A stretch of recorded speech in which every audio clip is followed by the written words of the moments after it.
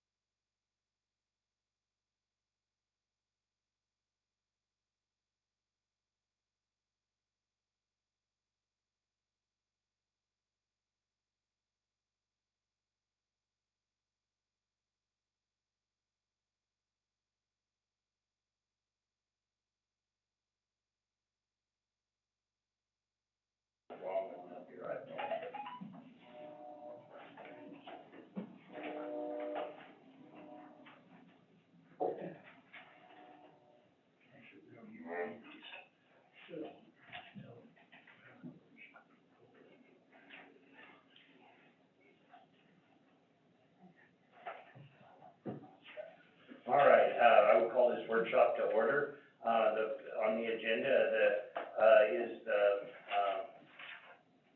folks from the landfill to educate us on what's going on there, so I will turn the floor over to you, Danielle, and, Patrick, Pat, Martinez, and Jody, I guess.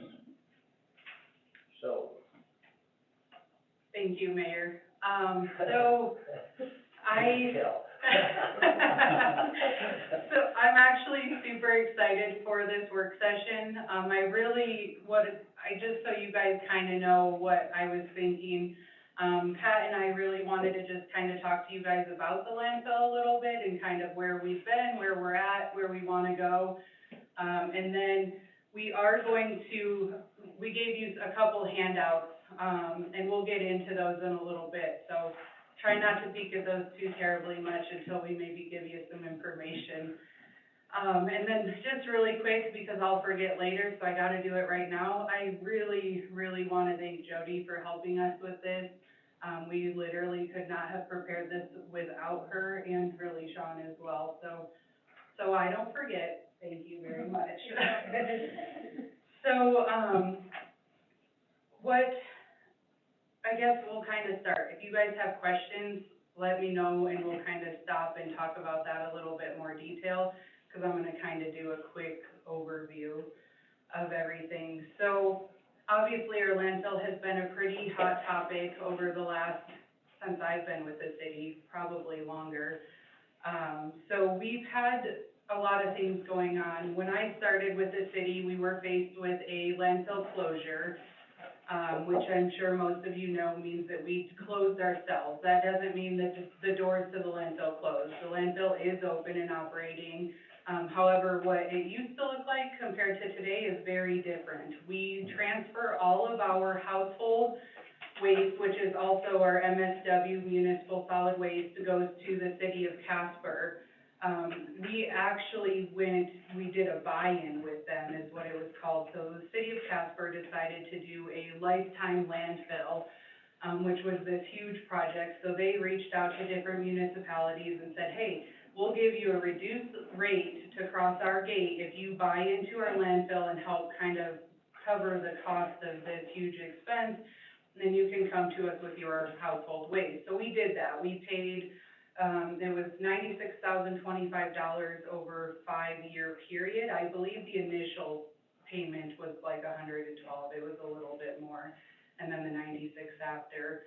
And then we do pay currently, that's been paid off, and we pay to cross their scale. So $53 per ton of waste is that charge to the city of Casper. And that, of course, will fluctuate or depend on what's crossing their scale there. So that's kind of what happened there. With that, we actually had worked with Golder and Associates. They're an engineering firm with a lot of experience closing landfills, and they did a closure plan for us. And it was a phased closure.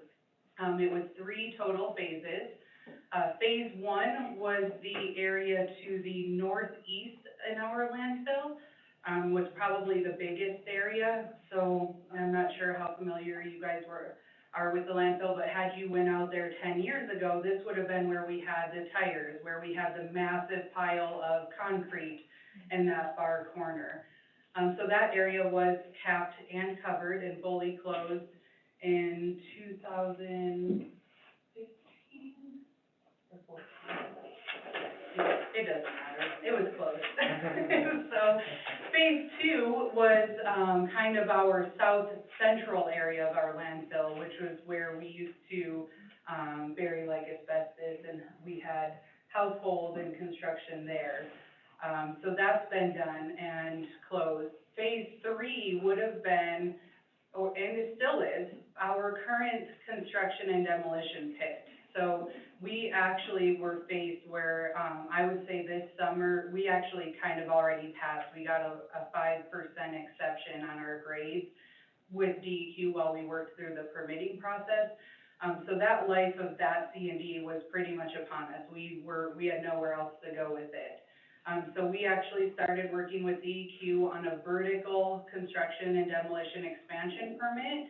which is exactly as it sounds. We said, hey, we have an existing pit, let us go higher. Why, you know, we've got this hill, we can meet some drainage requirements, do some testing. So DEQ, was actually a huge supporter and partner and really helped us a lot with that. As you also mentioned, it was approved in December of 2000. And that gives us approximately 26 years of additional life. That is a very approximate, that's based on what we're taking currently in our construction and demolition pit. If we see a huge decrease there, we'll have longer increase the opposite. So, we are, I'm trying to look at my notes that she's here, sorry guys. Tell me if I'm missing something. Okay. So I guess that kind of brings us in a very quick fashion to where we're at today. We've worked hard to kind of get ourselves set up where we can be a little bit more successful. We were able to pay off the Bank of the West loan that was part of the closure. We do still have an existing loan with the state that was part of our grant and loan program through the cease and transfer, and that is a 20-year loan with a fixed annual payment on that. And that is a zero interest loan too, just so you guys know. So we're not paying a large amount of interest or anything on that. And Jody just found that it was Just under $54,000. $54,000 a year is the pay, just under, is the annual payment on that. So I guess kind of point of this is where we were 8-10 years ago is very different from where we are now. I think we're in a better situation financially, but we do have some big things coming up. What I don't want to do is kind of repeat history. I would like to learn from that and really get into a position where we plan and figure out how we're going to move forward. What I don't want to happen is in 25, 26 years, when our C&D pit is almost to maximum, we're in a full-on panic, like, what are we going to do? I would really like to kind of think about that and figure out what do we want to do. And I do think that the city has some really good options. We just need to work the next several years on what's going to be the most cost-effective and what do we want our landfill to look like. You know, do we want to continue accepting C&D and burying it? Do we want to have a transfer C&D operation? And I just don't know, and the point of this isn't really to give you guys information on that right now, but just to let you know that's something we do need to be working towards. Our landfill also has some very outdated equipment, and we do have some major equipment needs. Probably the most notable and one of the more expensive pieces of equipment is our compactor, which currently, I'm going to let Pat take over. He can tell you better about this piece of equipment. What do we can run it, how long? Every time you run it like maybe the whole day, 2 days. The city's putting in $3,500 into it. I mean, the closest service that we have is Gillette. You're paying $3,000 just in fuel to get here, not even labor, not even parts. We're spending a lot of money on this particular machine. It's German, so the parts are very hard to get. They have to be shipped in. Certain people have to work on them. It's a case, but like I said, cases, the closest one is Gillette. How old is that piece of equipment, Pat? Oh, bought that in, I had to be 5 years, 6 years old, I would think. But it doesn't even have 500 hours on it, because we can't run it. I mean, it breaks all the time. Have you checked into in value at all, or, I'm not getting ahead of you too far, but just curious if there's a trade-in value with it? There's trade-in value. More than a nickel? Well, since it doesn't have very many hours on it, you get a little good chunk out of it, but they don't make them anymore. That particular size and model, probably because it was a piece. Doesn't work so well, right? You know, one of the, you answered most of the questions I was gonna ask, anyway, so thank you for that. Yeah. But I guess one of the things I look at is, can we or are we setting aside monies, so that when we get ready to buy some of this equipment, we're prepared to do so? You know, so we don't get hit with just, in one budget, we gotta have this, and we're buying it. Yeah, I'd so, like to see some kind of a plan like that. yeah, so I don't, yeah, I don't know that I would be confident in telling you we've been good at that, no. We are, currently, staff is looking at some different options, you know, maybe we should lease it, maybe, you know, so I don't know, I can't answer that tonight. What I just wanna give you guys information and let you know we have some needs. I mean, that specific, let's say we were to go out and purchase a new one, we're looking at just under $800,000 for that single piece of equipment. And that's not the only piece of equipment we have out there. So I wanted to give you guys kind of an idea that we do have some needs coming up. And we'll get into that a little bit more when we start looking at this, cost sheet, the one-page sheet, but I kind of wanted to give you guys some background first.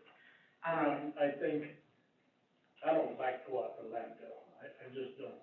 I go maybe twice a year, haul some stuff out there, but I think you've done a real good job compared to what we were a long time ago. I think that what I would like to see is whenever, we show any kind of a profit, that we're able to take half of that profit and stick it over here, under the same umbrella as running the landfill, under that department. Just kinda earmarking some monies there for problems that we have coming up, cause I know, equipment gets old, and I know we're gonna be doing, when we do our budget, we're not surprised. Right.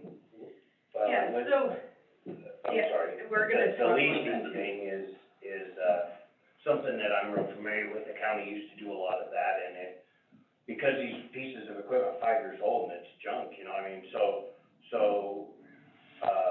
but when you lease them, you can keep rolling them for new ones, and it's just an expensive, you just every month, a certain amount of depreciation or value goes out of those pieces of equipment, and every single month, we get closer to needing a new one, and it might be 4 or 5 years, but nonetheless,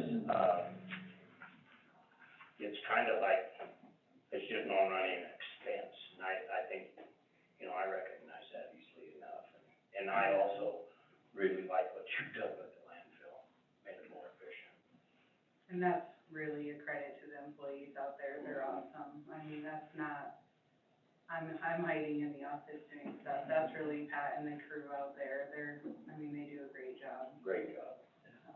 And I would agree, it looks, I mean, just from when I started with the city to now, I think looks completely different, and it looks good. So I do wanna talk to you guys, I felt like this was a really important time to come to you guys, especially in December with the vertical expansion and with the new city council. And I say I think the whole team felt like it was really important to come to you guys. When, we first looked at, you know, the landfill and how we were gonna fund the closure, and we were talking about flow control, I remember, you know, there was some, comments made about, you know, looking at fees after we were in a better position. I was actually provided a letter where we even said, that it was the city's desire, once we fulfilled that obligation, to withdraw flow control, and I thank you for providing that letter to Rose Kane and them. But, so I just felt like it was a really good time to bring this to you guys and kind of tell you where we've been, where we're at, and what the future looks like. So this is where Jody came in a lot, and has been working really hard on this. So if you guys go to your one-page document, which probably initially looks kind of fun, I want to go through this a little bit. So,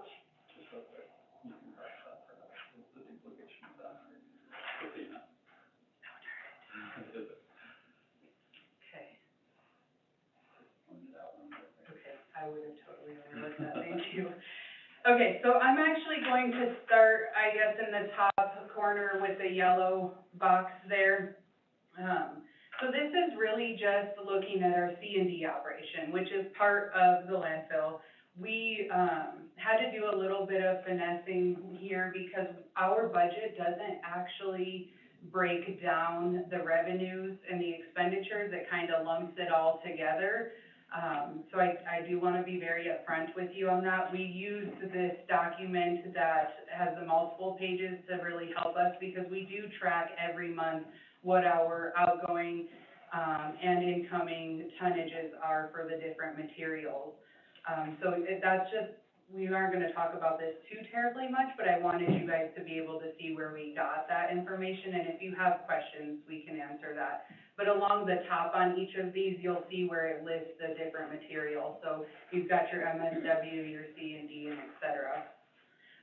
So what we did here, though, in that yellow box is we took the revenue and we did a percentage based off of if we lump everything together, what the percentage of C&D coming in is, and we would say our best estimate is that the expense for the C&D would be equal to that same percentage, and that's how we kind of balanced it out. So you'll see our revenue with our costs.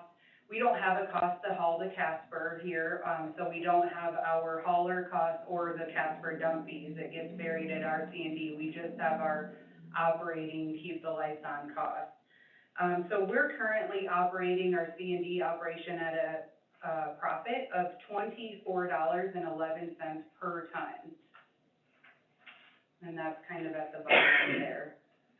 Do you guys have any questions specifically about that section of this before I continue? The, tonnage that says 4,726, is that?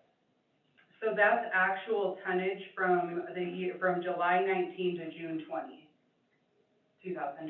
So a fiscal year, not a calendar. But that we used actual tonnage just to kind of show, and each of these numbers is that same time frame.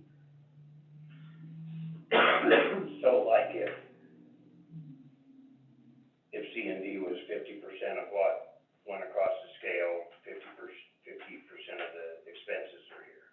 Correct. That ratio, okay. Right, and so that's not total expenses, that's just the C&D portion That of portion. expenses, correct.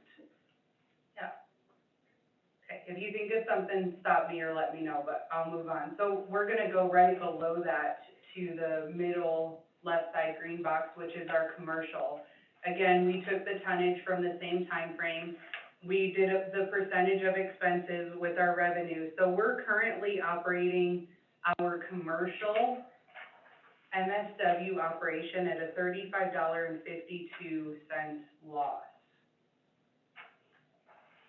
And again, same thing, it's gonna be different numbers because And when you of say that. commercial, you mean the haulers? Commercial haulers, yes, Okay. and commercial MSW. And then right below that, that's our non-commercial. So that's just, our citizens that haul MSW out to the landfill that's not come across by a hauler.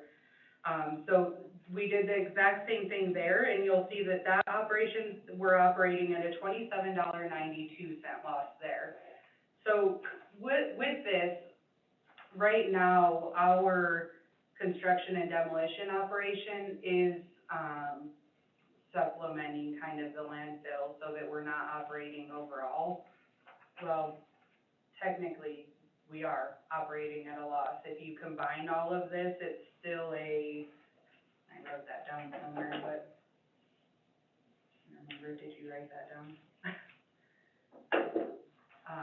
We're still operating at a loss if you kind of total all that up.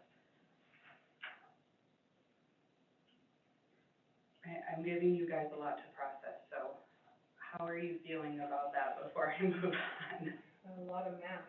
Yeah, there's a lot of math. Fairly clear. Yeah, I should have wrote that down, I thought I did. So between the commercial MSW and the non-commercial, we're losing like $53. I think it was 44 cents. 39 something, I was actually trying to, hold on a second. $39.33. If you added all of that up, we're operating at a loss per ton.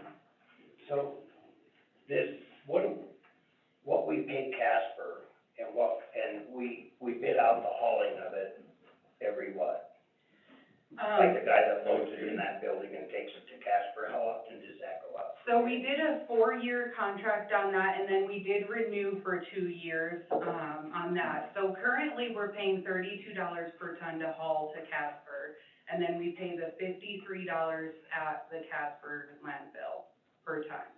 So $85 per ton is our cost.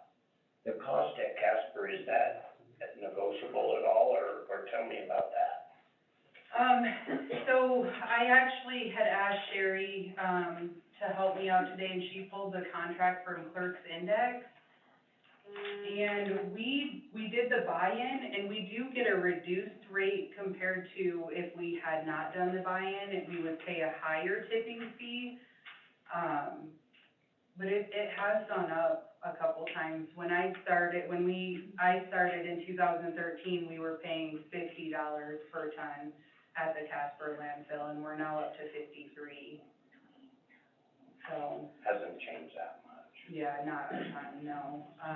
We paid $112,000 almost for a buy-in to get a reduced rate. What's their normal rate a ton if you didn't buy in? I was Actually, that trying was to about see if 200,000, it says that. because it was 120 to start with, and then 95 over a several-year period, I believe, is what they just said. That, they paid one chunk of like 120, I believe, and then the 95 was paid over a period of time. So there was one chunk of, correct me if I'm wrong, Danielle, but when you said we bought in, that was like one check for 120 or whatever? So we made payments over 5 years. It was, right around $500,000 that we paid to buy in Well, so we paid $96,000 per year, for 5 years, not a total of $96,000. correct? Right. Oh. Yeah, so it was, and I can tell you the exact amount of that payment is in this, agreement. I know I've seen it earlier. $560,520 was our total buy-in cost. So if we wouldn't have done that, what do they charge everybody else, do you know? Well, I have Not that it matters, I'm just Right. curious. I have the rates, but I honestly, it's kind of, like they have monthly charges. I'm not seeing just the crossing the scale. Well, it's kind of irrelevant, really, but No, this is. I was just curious what $500,000 costed, or saved us.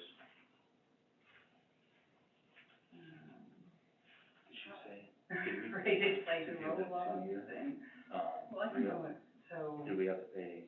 It's, We had to pay that 90. so currently we pay 53 and their current rate is $66.30 per ton.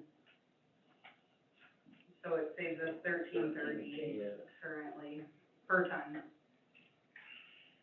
So if I live to be 900, we'll be ahead.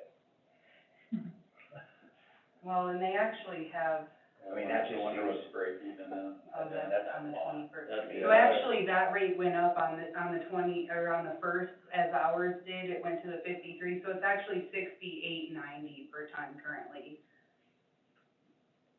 So we're saving $15 a ton. $15.90, yeah. Yeah. So, I will kind of move on. If you guys have questions, we definitely will have some time to kind of talk about We'll this. have more questions. Oh, I'm sure, yeah. This is very difficult stuff. Yeah, and I know I feel bad, I feel like I'm cramming a lot of stuff in your minds right now too, so. So if we go to the right side of the page, starting at the top, I wanted to just show you guys, a couple different options. So if we, let's say, we get rid of flow control, and I'm gonna be very upfront with you guys, I don't know what that would look like. I don't know if we get rid of flow control, that's just saying that the haulers don't have to bring it to us. They still can. So, you know, that change could be, maybe we take half of commercial, maybe it's everything, I don't know. So that's why we're giving you a couple different ones. So the top one is, let's say that we eliminate flow control and all commercial waste, goes elsewhere, no longer comes to Rollins, and we take no tons. Now, to be fair, we have a loss in revenue, but we also have a loss in expense there, because we're not now paying the $85 per ton to haul this waste or this tonnage to Casper. So what you'll see there is we have some revenue still, because we do charge a monthly fee to our citizens on their water bill for the landfill. So that revenue is, again, the equal percentage to the commercial waste. So just, that's not all of it. But what we try to do is just be very consistent there, so we kept the percentage. And then we still have we call it here, keep the lights on. We still have to operate, we still have, to pay our employees, we still need equipment, things like that. But Monitoring wells and. Right, but we've reduced that cost by the same amount of expense. We've said, okay, we've taken out this 4,700, 26 tons, now we have a reduction in X amount, we did times 85, so you'll see where that's kind of reduced there. So we would be operating at a loss if this were to happen. And that bottom $6.42, and this is one option, but if we, let's say, to cover that, because we're no longer taking commercial, the $6 is what we have to increase the monthly bill to our citizens to cover that cost. Now, that's one option. You could increase the construction and demolition to help that operation like it is now supplement the loss. So there's some different ways, but we thought it would be easier just to kind of see the dollar amount. So that's how it's presented to you guys. Now, right below that is the second option, because again, like I said, I don't know exactly what that will look like. So what we did is we said, okay, our commercial won't go away completely, but it'll reduce by half. So same math there, just different, reducing it by half, reducing our expenses, reducing our revenue. We would look at a $4.14 shortage if we were to put that on the water bill. And then the third box is a duplicate, I'm sorry, scratch that off, ignore it. I guess unless you wanna look at it twice, but it is the same information. So then below that, this is where it gets, I guess, a little bit more complicated. So like I had kind of said at the beginning, is what I don't want to do is not plan for the future. So I'm super excited. We have 26 years, which seems really long. It's not that long. We will have to close our current C&D pit when we reach the life and the grades of that.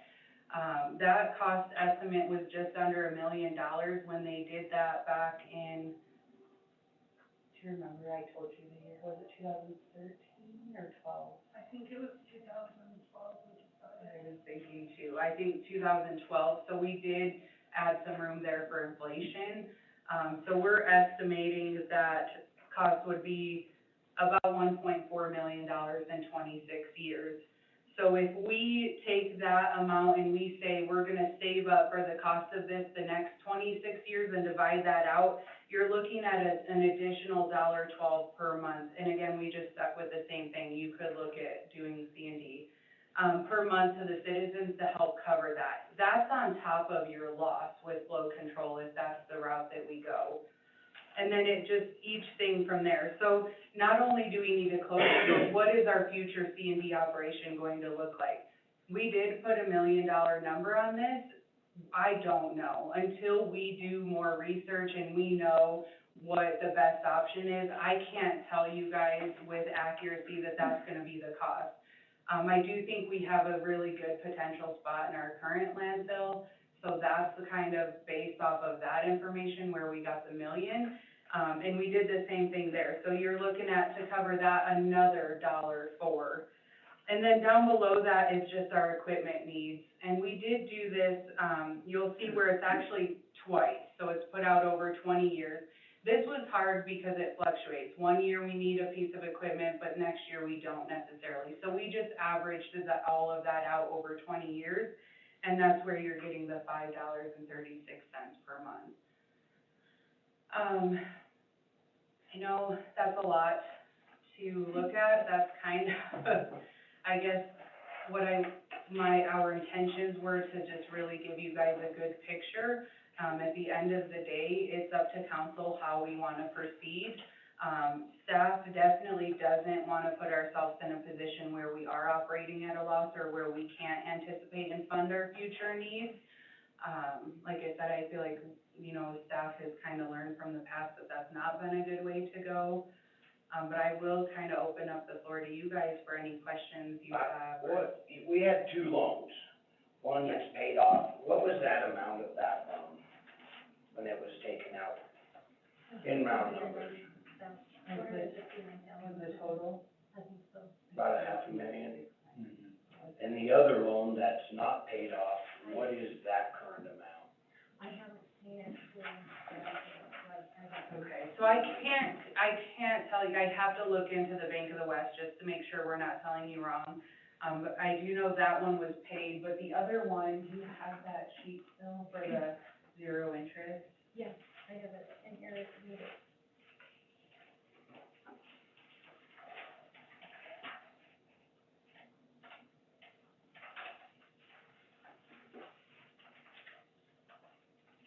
I don't know how anybody else feels, but I'll just tell you how I feel.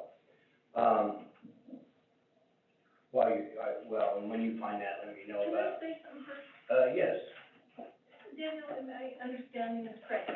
The trash goes to Casper at $55 a ton, right? Just for the landfill fees in Casper, okay? 53, yes. I take my trash to Colorado, I pay $28 a ton.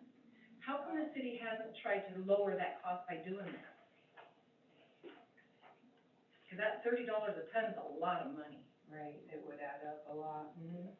I think that was kind of the question I had too, if we could look elsewhere, right, for tonnage reduction. You know, I know we've spent this $500,000, it seems, in a buy-in, but if we can reduce that tonnage by $30 a ton, it sounds like almost, or $25 a ton. My whole trailer, when I take a whole trailer up there and it holds, well, it's as big as the trailer that goes to Casper, I pay $700 a trailer load.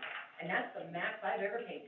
They do it by volume, not by weight, so it doesn't matter how much weight's in there, other than getting yourself a ticket by carrying too much. And so, you can pack that trailer pretty full and still only cost $700. Legally, I mean, on a trailer, you're what, 30 tons or 40 tons? I think it's almost, 40. right? I think it's 40. So on average, Yeah. what are we Well, moving? 40 tons, that's for the whole truck. You can't go over 80,000 pounds for a truck. Yeah, the truck and trailer, all, but It's the weight of the vehicle. The payload's probably only Right, 30,000. Our trailer holds, I think, 28 tons. so what are we hauling on average every time? And I would have to look at the contract and work with legal as far as why we don't look elsewhere, because this was done before my time, and I'm not super familiar with it. We take about, 1 to 3 trucks per day. In the summer, it's more, it's up to 3. In the winter, it's definitely a little bit less,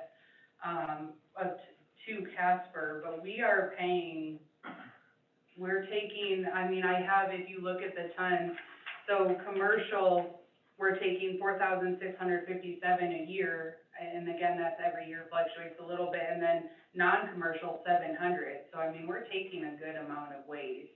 And that's where, if you look at this sheet, it'll tell you, again, fiscal year, but it gives you the tonnage in the far right column. So it does break it up by non-commercial and commercial, so just, you'd wanna look at that, bottom total number, and that's what's going out every year to Casper. But if we could save that $30 a ton, that just changes the entire picture. Right, So so I would like to have somebody look into that. Yeah. Amy, what do you know about the contract? I mean, as right now. Haven't read it for quite some time, but I can say that I've never been approached, to review the contract to, provide a notice or termination. That's definitely something that we can look through. I can't imagine us entering into a contract that doesn't provide us with an opportunity to get out. Would you do that, look Yeah. into that, and just so we know where we're at and what the possibilities are? I'll grab it right now. And, yeah, the other, did we ever find out how much that second loan balance is? So the total loan was for $1,087,773.57. So that loan goes out to June of 2038. The annual payment for that loan, which is the same every year, is $54,388.65. Okay, I'm just gonna tell you where I come from. Personally, I'd like to get rid of flow control.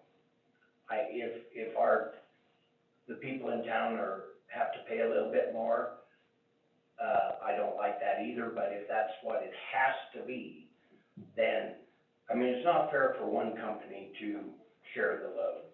Do you know what I mean? Like, Dirty Boy spent a bunch of money. They built a transfer station. About the time it was done, we imposed flow control, meaning that building, is not getting near the use out of it that it was intended for, so that was an investment that we, kind of nullified for a company. And to be fair, I don't like competing with private industry on any level, and I feel like we are. And so I would do about anything to get rid of flow control, just to be fair about it. And, at the same time, we should look at other ways of reducing that. But personally, I understand why flow control, if a community decides, everybody in the community decides, hey, we're gonna pay a little more to pay this loan off, okay, but that has been done at the expense of a private company, and that gives me a real bad heartburn. Oh, I never did like it. That's one of the reasons I'm sitting here, is some of those things doesn't make sense to me, you know? And we're paying $50 a ton, $30, you know, it just doesn't seem right. Amy? Honorable Mayor and Council, in reviewing the contract, without cause, which this would be without cause, we just need to provide them with 40 days written notice. So we need to staff look can- into alternative, ways. Absolutely. Seems like a no-brainer. Yeah. One time Pat showed me, Rose's husband showed me a receipt where he took a load to Fort Collins, and it was within 200 pounds of what he took to our landfill, and the difference was $1,900 difference in one truckload. Now, that doesn't count the transportation to and from, but to and from Fort Collins is not $1,900 a trip in a semi.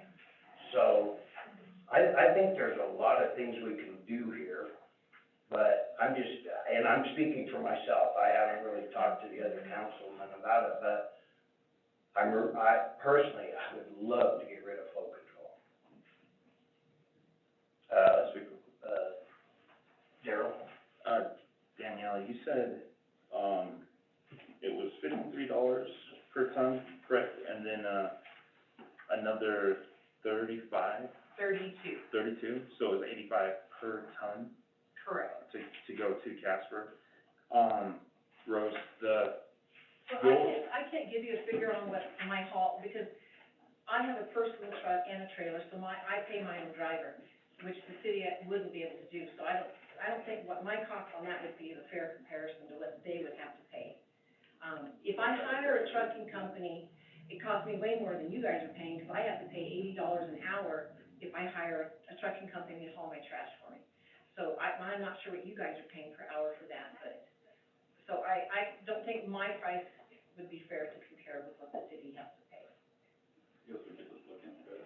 Right, but even Yeah, if we let's just look at all those options, 'cause it sure seems like we can improve things.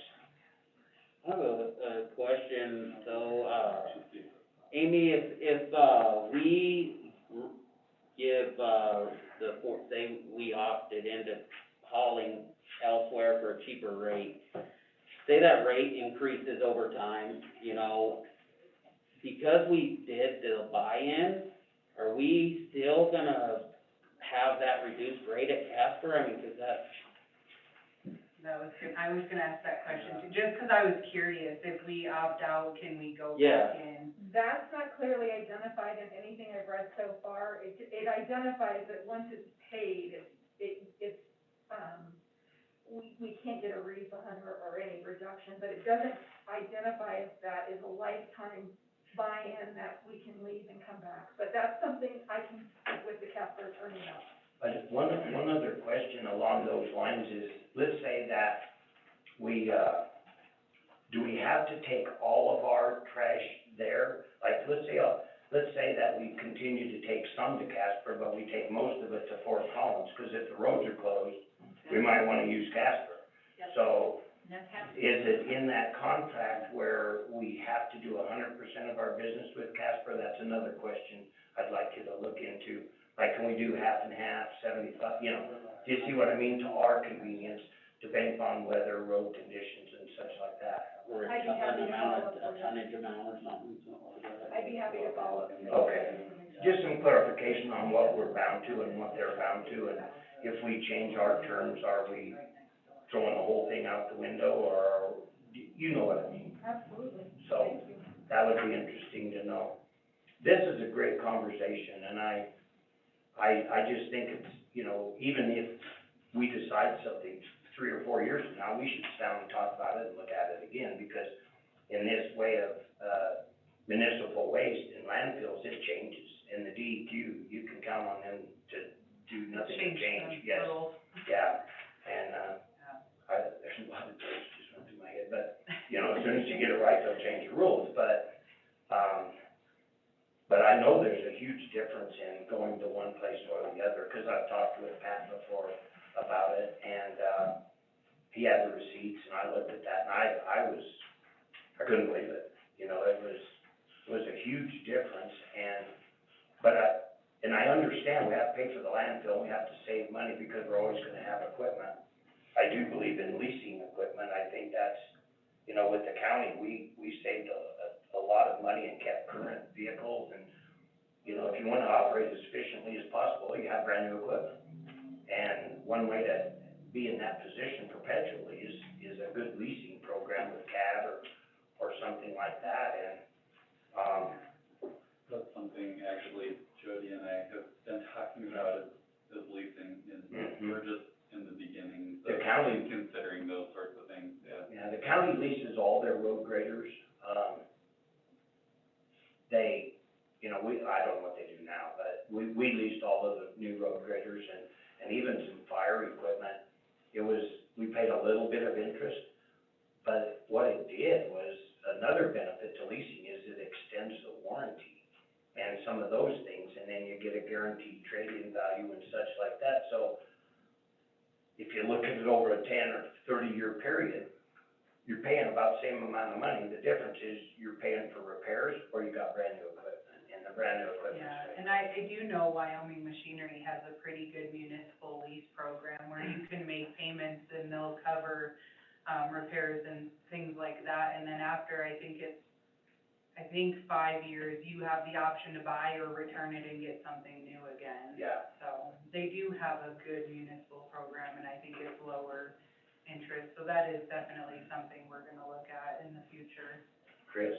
Yeah, I just, I don't wanna play like a devil's advocate against this or not, but I do see the numbers here, and everything, but I wanna say that, you know, flow control just isn't for commercial haulers either, right? It is for the citizens too, so when you look at this, it does say that almost 1,000 tons right there is hauled by citizens too, right? So they're directly affected also, it's not just a commercial hauler. I understand that they take on a hefty amount of it, but it needs to be aware that the citizens also do take some of that on True. themselves. Right. So, And that is a good point, and since you brought that up too, Chris, we didn't really mess with the non-commercial, not that they're not affected, but typically, like, I do haul my own waste, so I'm not gonna drive to Rock Springs to do that because it's less than 100 pounds. So that's why we didn't really mess with that number too much, just because we didn't wanna muddy the waters at all, but you're absolutely right, they would be affected as well. 100%. They would have, then it would be legal for them to So, yeah, drive to Fort Collins to save them. the nickel, or, They I wouldn't know. say, most, They I wouldn't don't say, really but- think that number but I just would wanted, change. I just wanted that to be out there, right, that is, it don't just affect the commercial hauler, it Right. affects everybody within our city, you know, everybody is required to haul their, garbage to Rollins landfill. But it's not at the same rate. A hauler pays a higher price than a Yes, hauler yes. trash, where your citizen pays a lower. So citizens that use a hauler pay a higher fee than the rest, so would you be okay with saying everybody pays the same tipping fee? I've always, can you explain why the hauler pays more than me and my pickup? What's the theory there? Can anybody explain that to me? Because a ton of trash is a ton of trash, whether it comes off a hauler's truck or my truck, and I've always wondered why that is. Yeah, I'm not sure. You know, I don't wanna put speculations, but I just, my thought on that, and I mean, I agree 100% with you, right, a ton is a ton, but I would say just probably, maybe they looked at like heavier use of, equipment, heavier equipment and stuff like that, maybe road, wear and tear on the road, I don't know for sure. Yeah, but you got one person sitting there and you have a truck drive through with 20 tons on it, let's say, and a person that takes 10 minutes to check them in. And then you have a pickup with 20 pounds on it, and it takes the same amount of time to check you in and weigh you and that, so. I'm saying road wear and tear on Well, the road yeah, and the stuff. road maybe, but, That's all I could see, I don't know for sure, but. but you understand what I'm saying is that to take care of the individual people per ton takes more man hours. Yeah, and I don't know if it was maybe, I don't know. I think I know, and we'll just go on, sorry, I didn't mean to Yeah, I was ask gonna that. say the- I think we all know why, but we can go Well, on. I was gonna say maybe to, instead of putting it on like somebody, and I'm gonna say, like, maybe I have a limited income where commercial haulers make a profit, possibly. I don't know, That's called business friendly, right? yeah. That's what I'm talking about. I actually, before we started kind of doing the numbers, we were going to just tell you guys too, like, if we reduced the rate, what it would look like, but it appeared that maybe wasn't a good idea to talk about or recommendation, so, when I first, in like all my great ideas, before we looked at stuff, did think about that, but. We can do this in steps. Let's, once we find out the limitations to the contract and, can we do partially here, partially there, what is the cost, and what's it gonna take to hook up with Cooter Valley and such like that.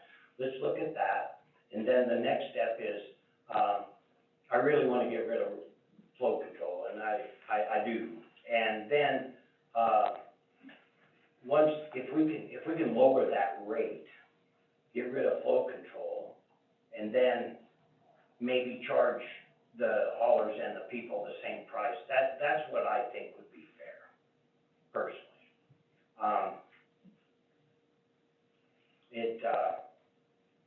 Can I say something, Terry? Yes, And the Rose? hauler, if they lowered the rate, yeah, that would incentivize me not to use my transfer station. Because the cost difference right now is so out of balance. Right. But Well, if that's they another thing I lowered was it, thinking of is, I don't mind taking a little bit of a loss to keep everything here, because to tell you, hauling that trash is a pain sometimes. oh, it's an Right. expense and Yeah. it's an exposure to liability and it's. Right. So what I'd like to do is make our landfill the preferred place to take it to. Right. And whatever, if we can do that, by making it to where these haulers are so close to the same, they'll come to our place and help us pay for our landfill. But anyway, if we get all the answers to all the questions we've asked tonight, then it'll be a lot easier to make some of these decisions. Fair. Do you have any questions about my viewpoint and what, you know, what I'm thinking, or? And I would, just add, like, from my perspective, I think the most important thing to me is that we're planning for the future. And that if we're making changes, let's also make a change so that we address these bigger numbers down here of, you know, scraper, loader, grader. Let's fix it all, you know? Right, I agree with that too, but honestly, I feel like we haven't been fair to one of our haulers. And I do.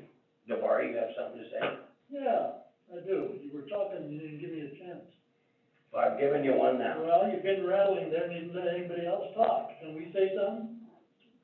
Yeah, Thank you. you're welcome. What I'd like to see, let's calculate how we're doing it now versus how we would do if we didn't have this flow control. And see the difference, and see what the cost would be to the residents of this community. And then if we find that there's a savings, I don't have a problem changing.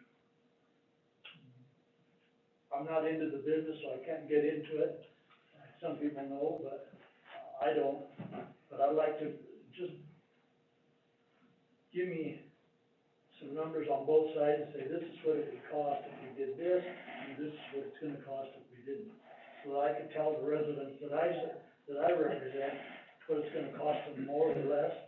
And then again, there's the amount, that we owe the state, if that's gonna affect that. And do we have to dig up money from somewhere else to pay back, the state? That bothers me too.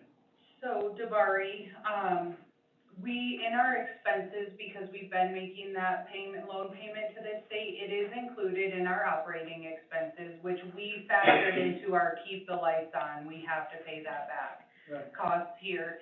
And then that is what we tried to show you. Again, I don't know exactly if we get rid of flow control, and, you know, Rose said that she would bring some waste to us, but I don't know exactly what that would look like. So that's what those two options, this is if we lose all commercial, this is if we lose half, that's what it would look like.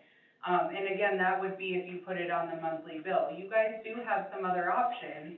You know, right now, C&D is subsidizing some of our losses in the MSW, so instead of putting it on the monthly bill, you could potentially say, okay, instead of $70 a ton for C&D, we're gonna charge 80 or whatever, I'm throwing out numbers, but whatever you guys want. Like, there's some different things. We just try to keep things uniform, but we did attempt to kind of give you an idea of what that would look like here if we were to eliminate flow control. It is hard because we don't know exactly, you know, Dirty Boys could say, we're gonna take all of our trash because we wanna support Rollins, and Wyoming Waste could be like, see ya, I'm out of here, we're not doing it. We don't know.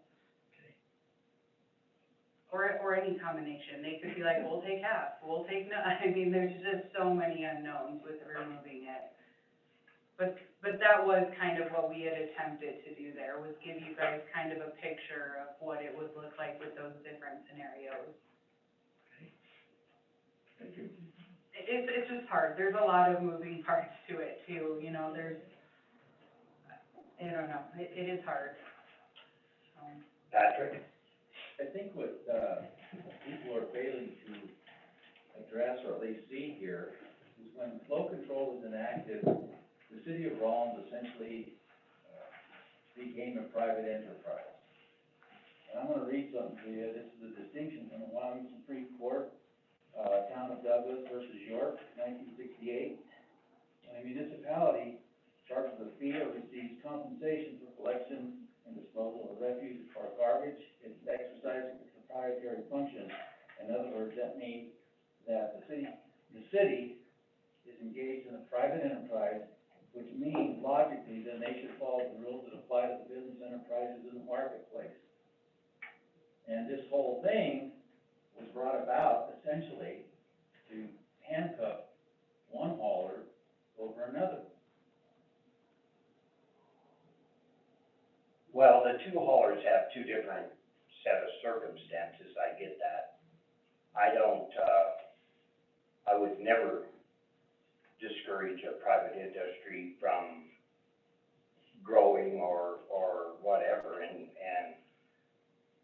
I just believe in free market, I'm sorry. I just don't like the flow control.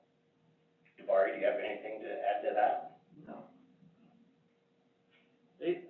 I just want, I mean, we're talking, we have two haulers, right, and they're both equal, okay? I mean, I'm just putting it out there, they're both equal, they both have to haul to Rollins City landfill, they both have to abide by the same rules, so in that aspect of things, they're both, you know, they're both paying the same, right, no matter what, so. Well, yeah, but I wanna tell you that, the other company didn't build a $200,000 building anticipating doing their own hauling. And the one company did, one company did not.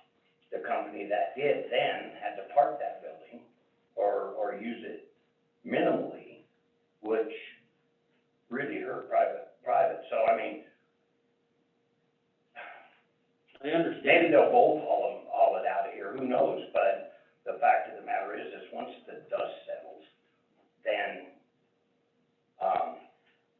we might have to readjust things in a couple of years or a year.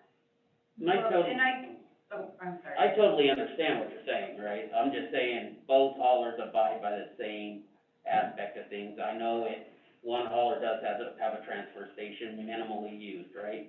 But whatever garbage is generated within the city limits has to be hauled to the Rollins City landfill. That's what I'm saying. No matter, they're equal playing fields, right? That part of it, yes. Yes. Danielle? And what I was just gonna add is that, you know, we did flow control, back when we did it. I think that the city was faced with some hard decisions. And what the intent of this, right or wrong, we did it. This is where we're at now, how do we best move forward? And that's really what I wanted to get in front of you guys. You know, if we need to change or do something different, then here's the facts and information to really look at that and figure out the best way to move forward. So, I just thought I'd throw that out there. Once we get the information we've asked for, we'll be able to make a more logical, decision, and I think the pathway will become more clear, to be honest. Yeah, and we will certainly work on that. I would just add that if you guys think of something that, you're like, oh, I should have asked that, maybe reach out to Sean and we'll work on it, and then we'll work out a time, to try to bring that stuff back to you guys, and maybe the best way to, I guess, get that to them would be fair, hopefully.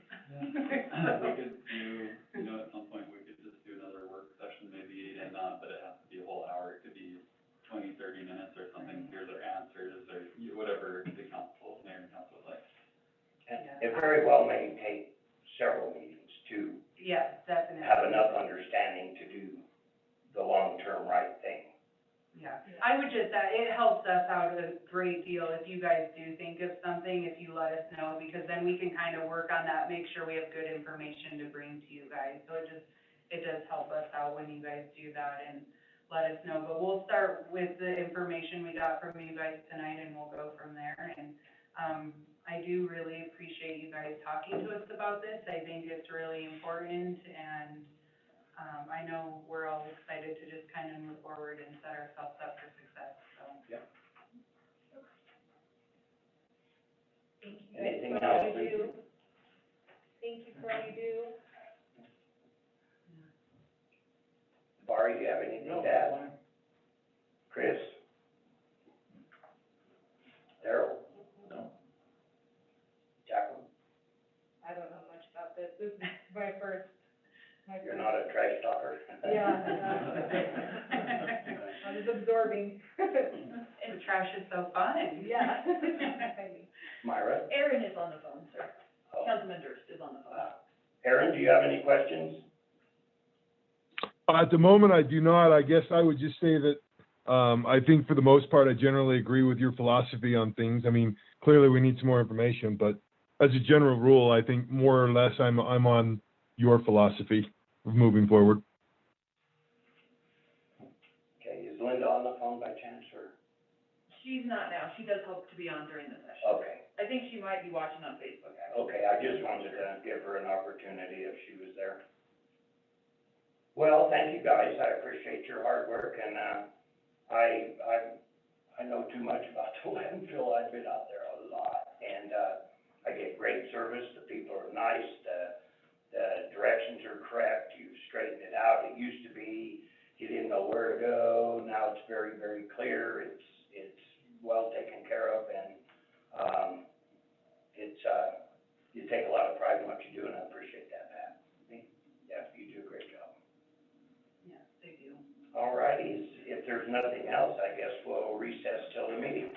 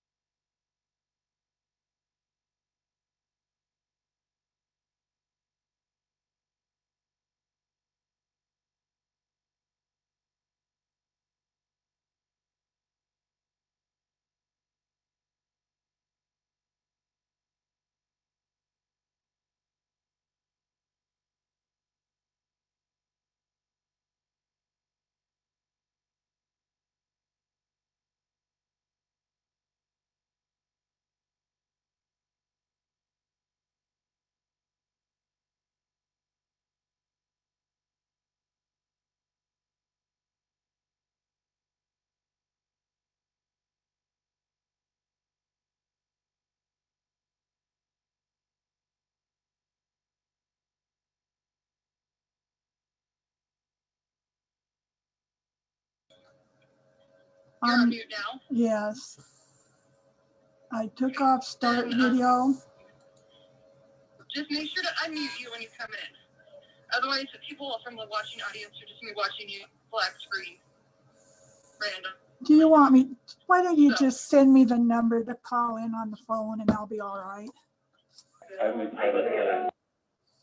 way, you're fine now. Oh, okay. If I'm fine now, then we're all right. Okay, yeah, I just try to stay muted, but if you're on the Facebook the whole time, you're a council person, so. Well, I shouldn't be the only one.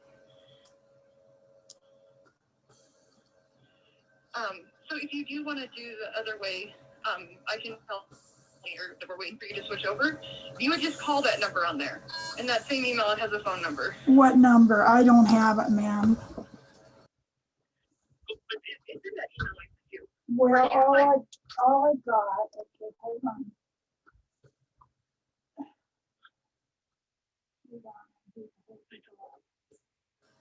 I thought I was okay with that. We are live on Facebook, just so you know, because you're not.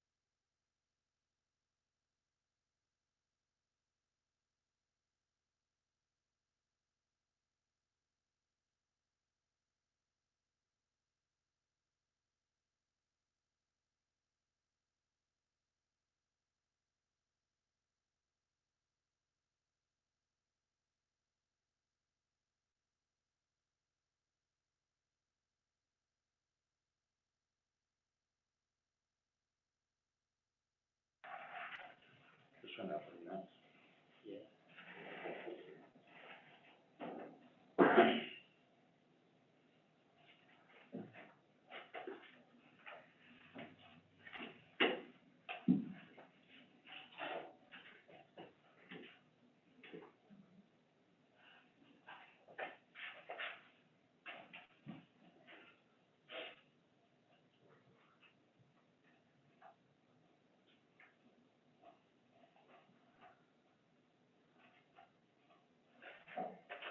Hello, council member who just joined us, I'm just checking who you are.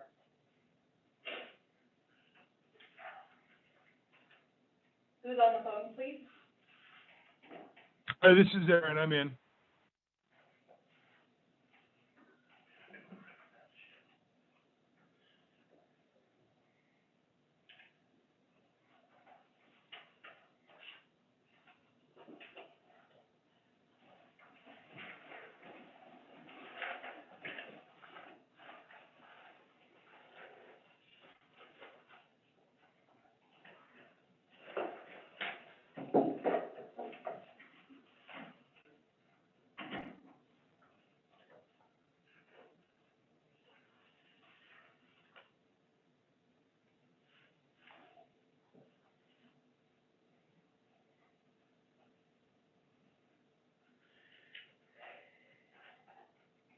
to explain, we have a couple of council members that wanna call, that have to, attend the meeting by phone, and we're trying to get them hooked up, and it'll take a few minutes, but, we need to do that.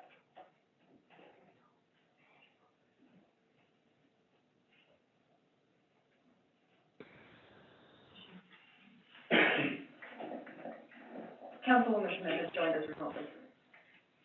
So are we ready to go? Yes, thank you. All right, thank you. At this time, I will call this meeting to order, and please stand for the Pledge of Allegiance. I pledge allegiance to the flag of the United States of America and to the republic for which it stands, one nation, under God, indivisible, with liberty and justice for all.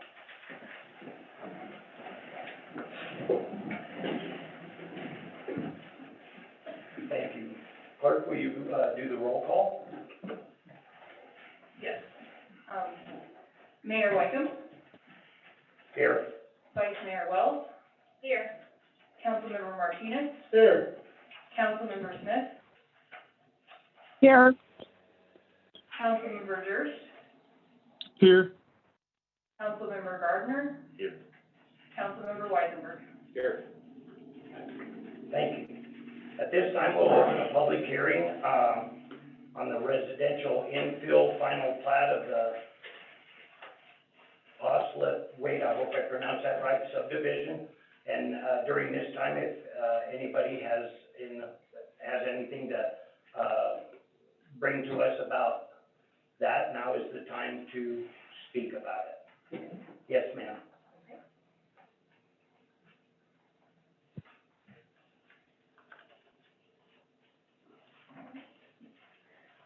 Mr. Mayor and council members, Can you pull the microphone over closer to you so we can hear? Thank you. is that a good location? I think so, thanks. Okay. My name is Tamara Postlethwaite. Thank you for allowing me to speak regarding the infill plat that our LLC applied. The reason we want to divide the property is to have the option to stay in our home when we sell the medical building in the future at retirement. We've put in much time and about $7,000 during this process, based on a letter dated August 7th from the City of Rawlins Operations Manager, that to split our property into 2 lots would require a residential infill application. At the intersection of 8th Street and West Maple, there are professional office buildings on 3 corners and 1 vacant lot. These professional buildings are Rawlins Chiropractic, Carbon County Counseling, and Professional Arts Building. Both our medical building and the Professional Arts Building, which is diagonally across from us, were built in 1960, specifically to be medical offices. I believe zoning began 10 years later in 1970. I don't understand why these medical offices were not zoned commercial when zoning began. Our residence on our property was built in 1941. Our Carbon County tax assessment says our lot is commercial land with a commercial improvement and a residential improvement. City zoning says our property is all residential. All the neighbors that signed the signature list for the variance application were surprised that they were not already 2 separate lots. No one opposed the variance. The final plat was originally placed on the January 5th council meeting agenda, but the day before, on January 4th, I received an email that we were removed from the agenda because a legal issue was brought forward. Why did that pop up the day before instead of months ago? I have been told it will now be the staff's recommendation that our infill plat be denied. However, I have also been told that the final decision rests with you, the Rawlins City Council. I would ask that common sense prevail and the uniqueness of this situation be approved for division into 2 lots. Thank you for your time. Thank you. Thank you.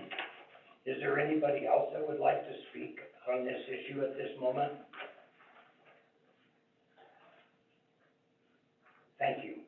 The next thing on our agenda, I will close the public hearing. Next thing on the agenda is, citizens' participation. This is a time when any citizen, that, can get up and speak for,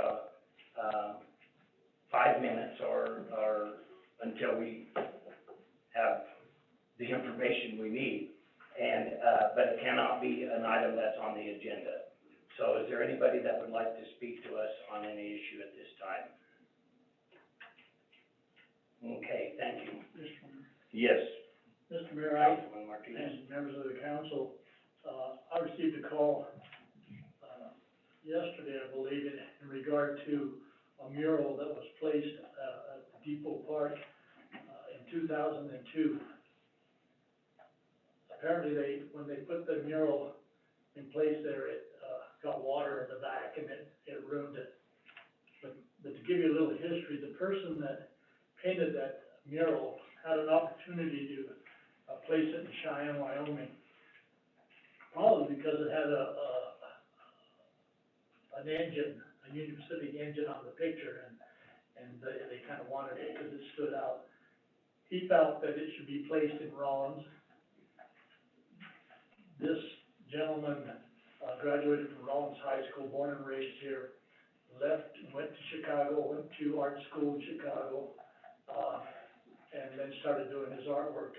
I don't know, I tried to get hold of somebody to find out if he was still doing that kind of work, but having said that, he put that mural up there, and it really depicts what Rollins is all about. It has an engine, it has a big bull, it has a number of things on there, and I would like to see us, if we can contact the gentleman and find out if he'd be willing to do it again.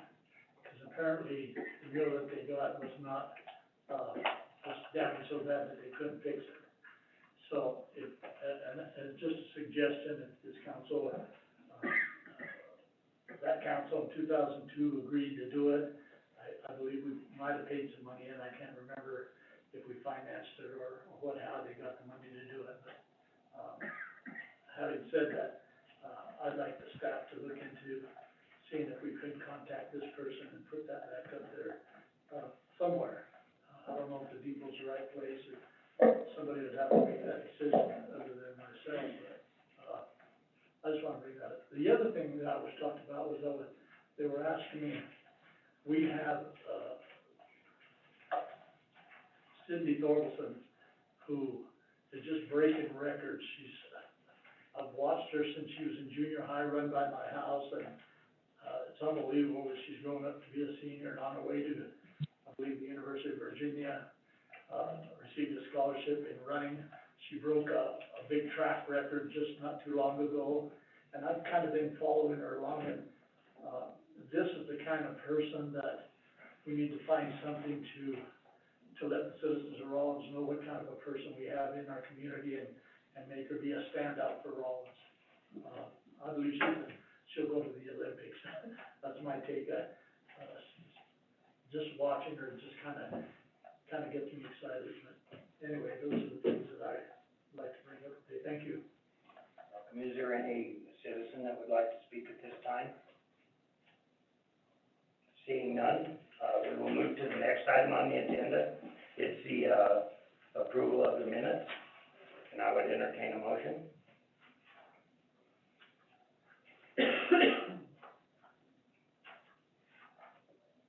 I wasn't there, Oh, I'm sorry. Oh, I could have done it. Go ahead. No, you go ahead, She wasn't there. Oh, okay. I'd like to approve, it's the approval of the minutes. I'd like to approve the minutes of January 19th, 2021. As presented. As presented, yeah. Do I hear a second? Councilman Weisenberg seconds it. Is there any further discussion?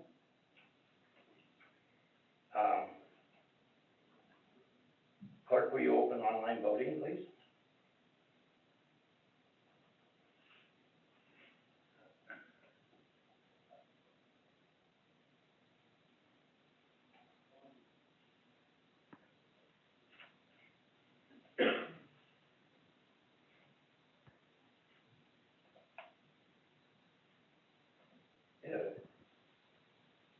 Is it up, or am I the only one that's not got it on my screen? I don't know what it is.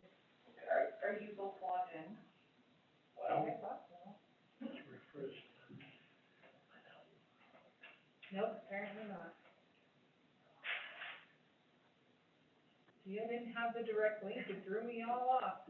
Unfortunately, the system does not keep people logged in. Alright, oh, I gotta change that. I can change it. Will you abstain, please, thank you, Mara.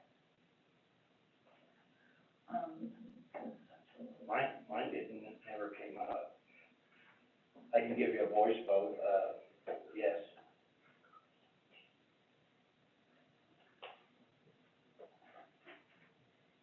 Online voting is now closed, and the motion carries with 6 yeas and Councilmember Vice Mayor Wells abstaining. Okay, thank you. Next is, to approve the agenda. Councilman Wells? I move to approve the February fifth, 2021 city council agenda as presented.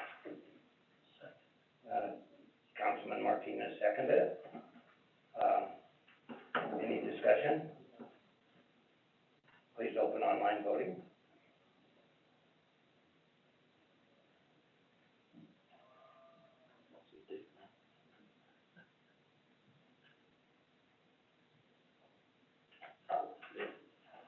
I have to push all the buttons. Date wrong on Yeah. that? February fifth, not February Oh. Yeah, second? that's February the second, Oh. February to say that. Thank you. So are we voting on the second one? Let's have a friendly amendment to the first and the second. Can I do that? I said second. I'll friendly amendment to the second, not the fifth. Apparently, I don't know what day it is either.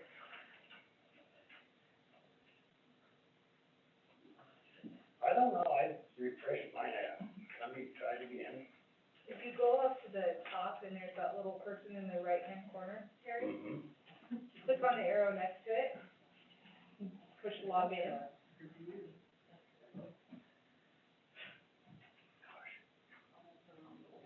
Yeah, I do that now, sorry.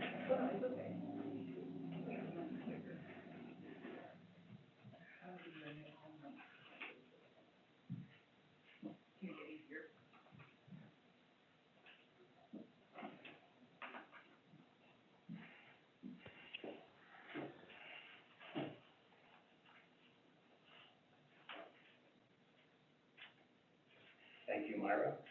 Thank you, Mayor.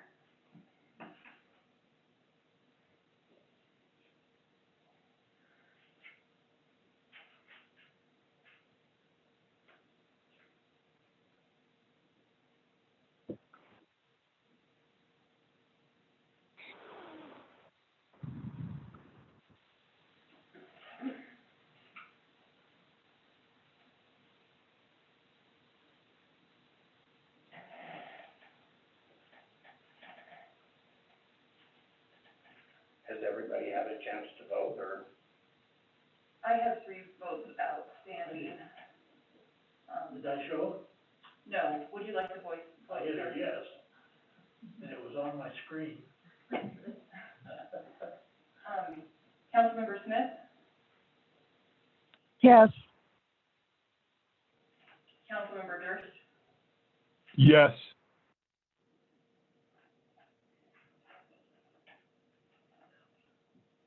online and voice voting is now closed, and the motion carries with 7 yeas. Thank you. The next thing on the agenda is board appointments, and we will start with, the Board of Adjustments. I will tell you that, Mr. Godfredson let me know that he was called out of town and won't be here for, an interview. We did talk a little bit, he's very excited about being reappointed. And Bruce Seeloff also let me know that he would not be here tonight, and that he would really, like to be reappointed to this board. And, there are 3 openings and 2, applicants. So at this point in time, I would, entertain, a motion. Councilman Wells? I motion to reappoint Wayne Godfredson to the Board of Adjustments for the term ending 1/31/2024. And can I do both, Amy? Let's get a second on that. Okay. Go second. Councilman Weisenberg seconds, okay.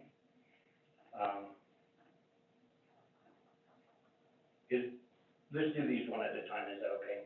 Is there any discussion? Councilman Martinez?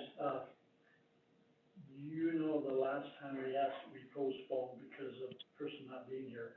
I think this is a little bit different, so I want everybody to know that we're not being different with anybody, and I strongly support the motion.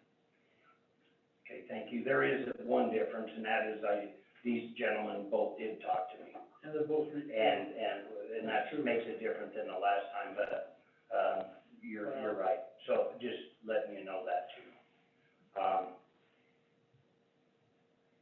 Will you open online voting?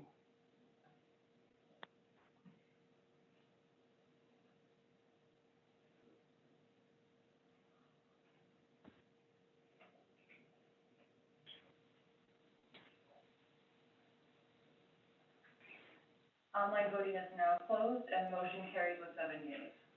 Thank you. Again, we have another person to consider. I would, Councilman Martinez? Yeah, I would make a motion that we appoint, Bruce Seeloff to the Board of Adjustments for the term ending January 1st, 31/2024.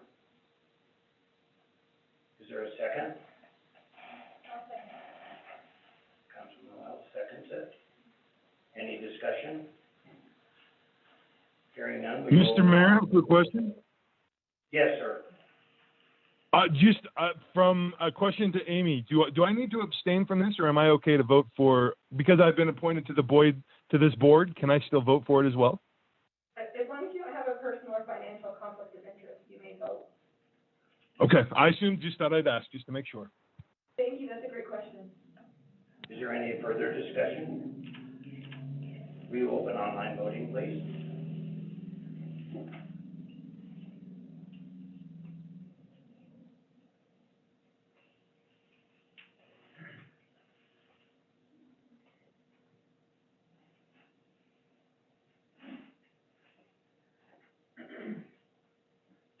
Online voting is now closed and the motion carries with 7 yeas.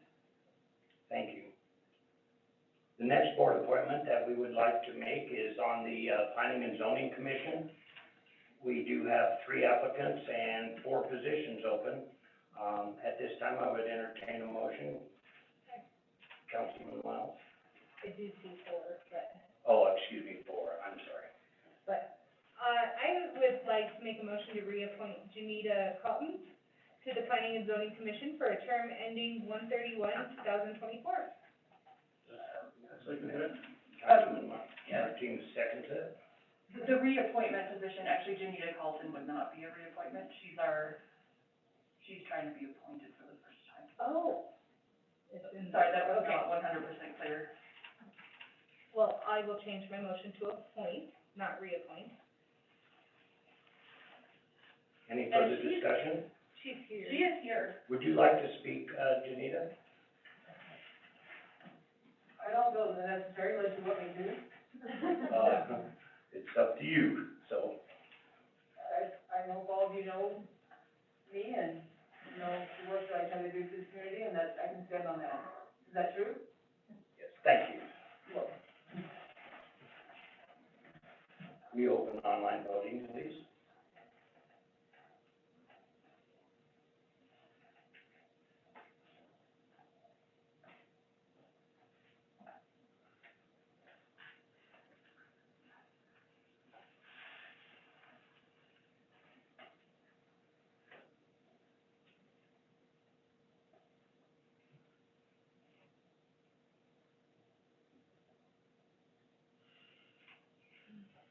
Online voting is now closed and the motion carries with 7 yeas.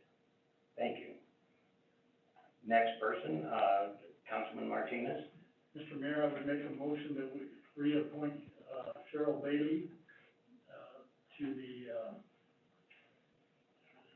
Planning and Zoning Commission, terms ending, January 1st, 31/2018, through January 31st, 2021. No, her current term is the first through the 2021. Up above it, her term would be January 31st, 24. Okay, I was reading down here where they had the current term, okay. Got it. Okay, is January there a second? 31/24. Do I hear a second? Councilman, Garner, seconds that. Any discussion? Is she here? Cheryl Bailey is not here, I don't believe. Okay, thank you. Will you open online voting, please?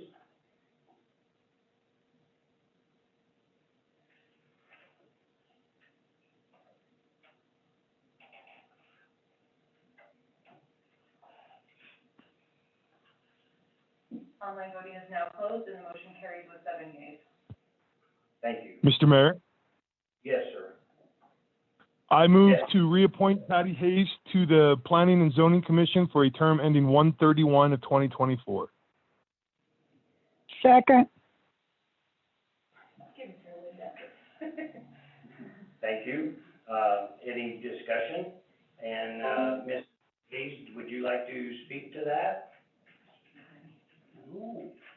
I enjoy being on the commission, we get great staff support, and, I just think that we've got a lot to do, and I don't wanna leave them down.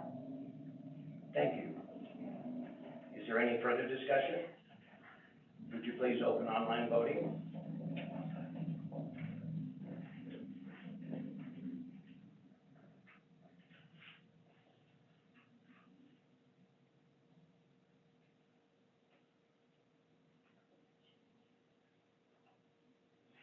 Online voting is now closed and the motion carries with 7 yeas. All right, we have one more applicant. I would entertain a motion. Councilman Wells? I move to appoint Kanita Mayberry, to the Planning and Zoning Commission for a term ending 1/31/23. Councilman Martinez, second. I'll second. Any discussion? That'll be a reappointment also, right? Correct.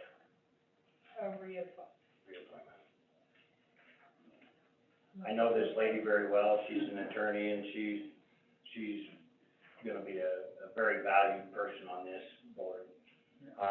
Any further discussion? Would you please open online voting, please?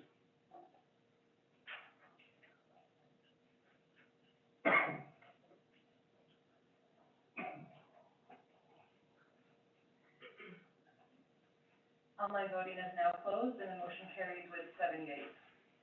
Thank you. The next board that we're gonna consider is, the, Police, Civil Service Commission. We have one open position and we have one applicant. Can I have a motion, please? Councilman Wells? I motion to reappoint, Robert Stipe to the Police Civil Service Commission for a term ending 1/31/2024. Is there a second? Second. There's been a motion made and seconded to reappoint, Robert Stipe to the, Civil Service Commission, Police Civil Service Commission. Is there any discussion? And I believe Mr. Stipe is here. Would you like to say a few words? Yeah, I'll come up. Thank you. Honorable Mayor, Council, I appreciate you guys' time tonight to entertain my application to serve again on the, Police Civil Service Commission. It's been an absolute pleasure to do so over the past couple of years. I've really enjoyed it. It's very near and dear to my heart. I used to serve with these guys, and I feel like I can be a very good help to them as we move forward as a police department. I'd be happy to answer any questions that you guys have. Does anybody have any questions of Mr. Stipe? I don't. I appreciate your reply. Will you open online voting, please?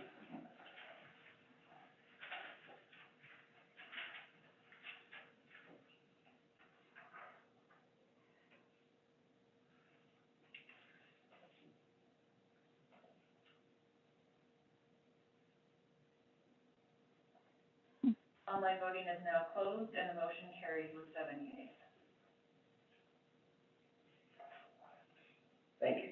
The next thing on the agenda is this is pretty exciting, by the way, to have all these board members all of a sudden. It seems like a long drawn out thing, but we've never really had this many applicants at one time, and it is so super exciting to me, and I so appreciate everybody that has applied for these boards. This next one is for the Rollins DDA Main Street out of district, position.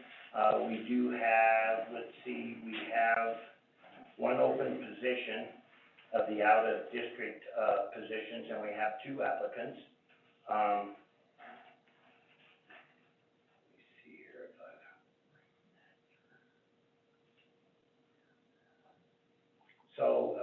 if we heard from Jody Smith last time. Is Jody here this time? Is, Mr. Hatcher here this time? Come up and tell us, about yourself, Mr. Hatcher, if you would. My pleasure.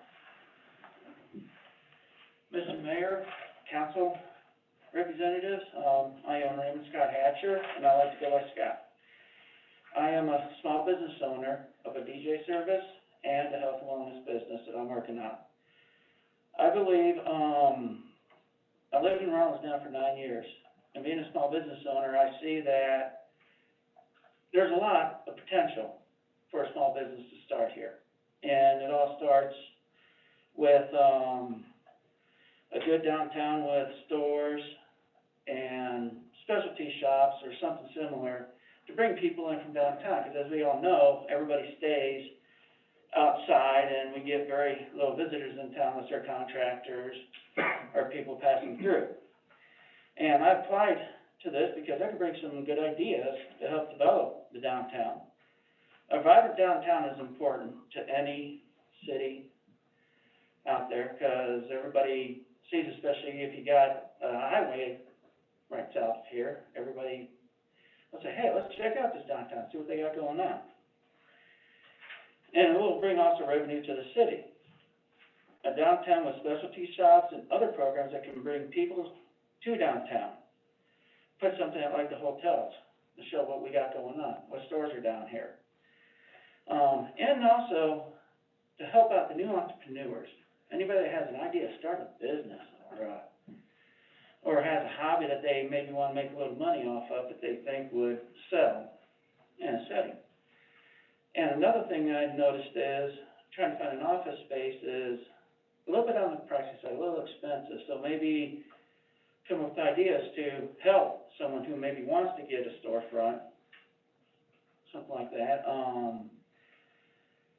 And maybe give new entrepreneurs some grant money or something with the budget would be another idea. And also let the, like I said, let the local hotels know what is downtown. These are just some of the ideas I have. And they even be in place, but working together, we can improve what is in place. I'm a firefighter EMT for this wonderful city of Rollins, and I'm their safety officer. And I've learned throughout my fire career of almost 30 years of how important teamwork is in the service, and how you rely on your partner and your partner relies on you. And the same thing can hold true for a board position. Everybody on the board works together as a team for the betterment of the city and ideas. A spirited debate's good, and ideas are good, and everything. And I would like to help with that team to make downtown successful for entrepreneurs. And thank you for your time and considering me for this honorable position. Thank you for applying. All right, here comes the tough part. We have 2 really good applicants. What's your pleasure, to entertain a motion at this point? Councilman Martinez? Mr. Mayor, based on the information that we received, I would make a motion that we appoint Jody Smith, to the DDA board. Do I hear a second? Is there a second? Any discussion? Would you open online voting, please?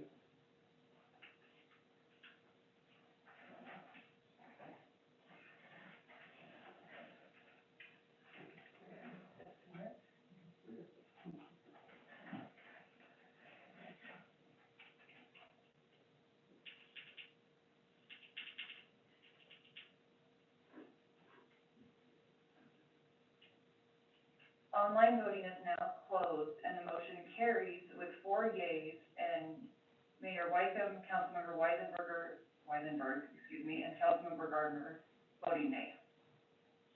Thank you. And again, thank you. It's very hard when we have contested seats, and if you don't get picked, please don't, take it personally. The worst position any of us can be in is having more than one really good applicant, and, it's a tough situation, and, but I would encourage you to reapply or look at another board. Thank you, Mr. Thatcher. Yes. And I did have a chance to speak with Pam a little bit, and she does have 4 very active committees, and she encouraged whoever was not appointed to the board to speak to her about those committees. Okay. Thank you. All right, next board appointments we're gonna make is the, Rochelle Golf Course Advisory Committee. It looks like we have, 2 positions open, and we have, 2 applicants. So at this point in time, one's a reappointment and one's an appointment. I would entertain a motion. Vice Mayor Wells. I would like to make a motion to reappoint, Gerald Steele to the Rollins Rochelle Golf Course Advisory Board for a term ending in 12/31/2023. Second. There's been a motion made and seconded to appoint, Gerald Still to, the Rochelle Golf Course Advisory Board, term ending in 12/31/23. Is there any further discussion? Would you open online voting, please?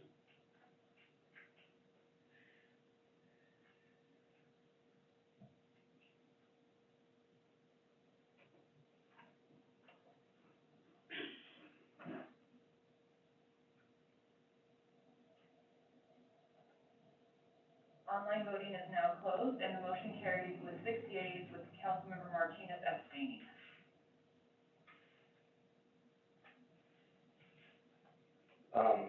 Can I ask you, is there a conflict? I think there would be. I wasn't sure if it was a conflict heat related. Okay, thank you. I just wanted to know.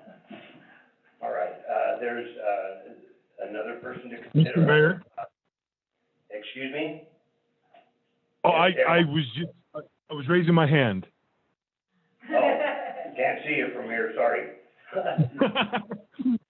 I move to appoint John Johnston to the Rollins Rochelle Golf Course Advisory Board for term ending 12/31/22. Is there a second?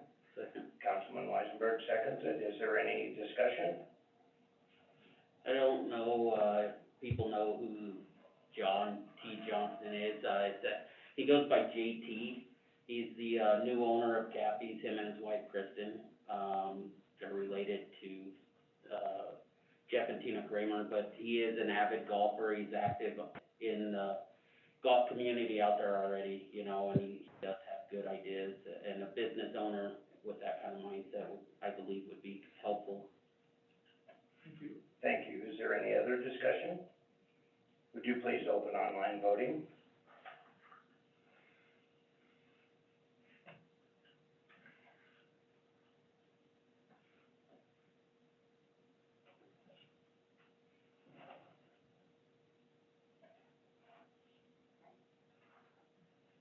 Online voting is now closed, and the motion carries with 7 yeas.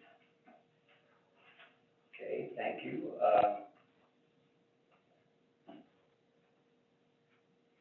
We have, 2 applicants for 1 position on this. This is the Shooting Range Advisory Board. I would entertain a motion at this time.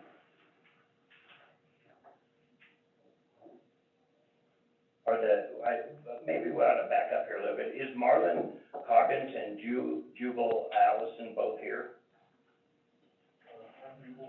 Would you like to come up and tell us why you'd like to be on this board? Certainly.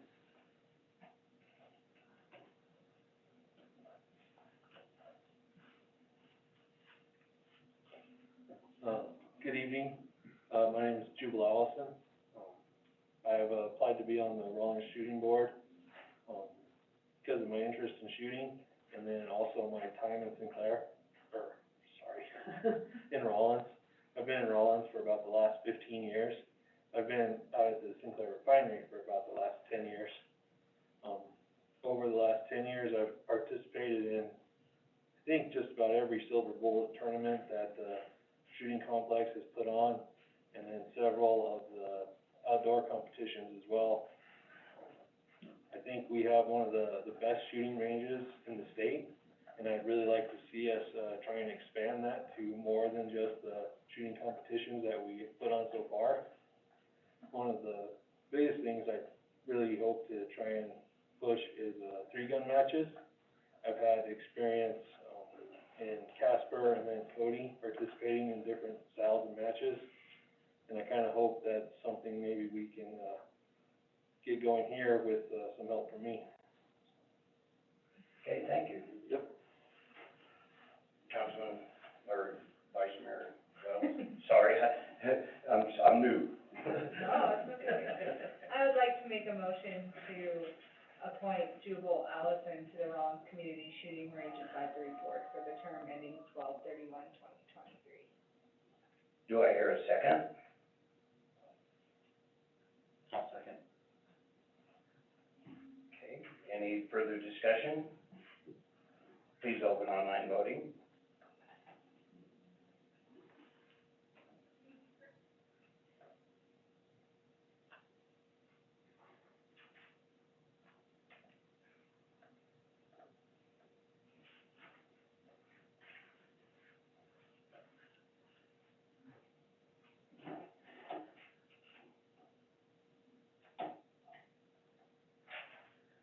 Online voting is now closed, and the motion carries with 6 yeas and Councilmember Martinez voting nay. Okay. The next, board appointment we will be making is the Urban, Deer Advisory Board. We do have 2 openings on that board, and we have 2 applicants. Would, Chris Otto or Diane Espy, or both of you I would like you to get up and talk about what you've done and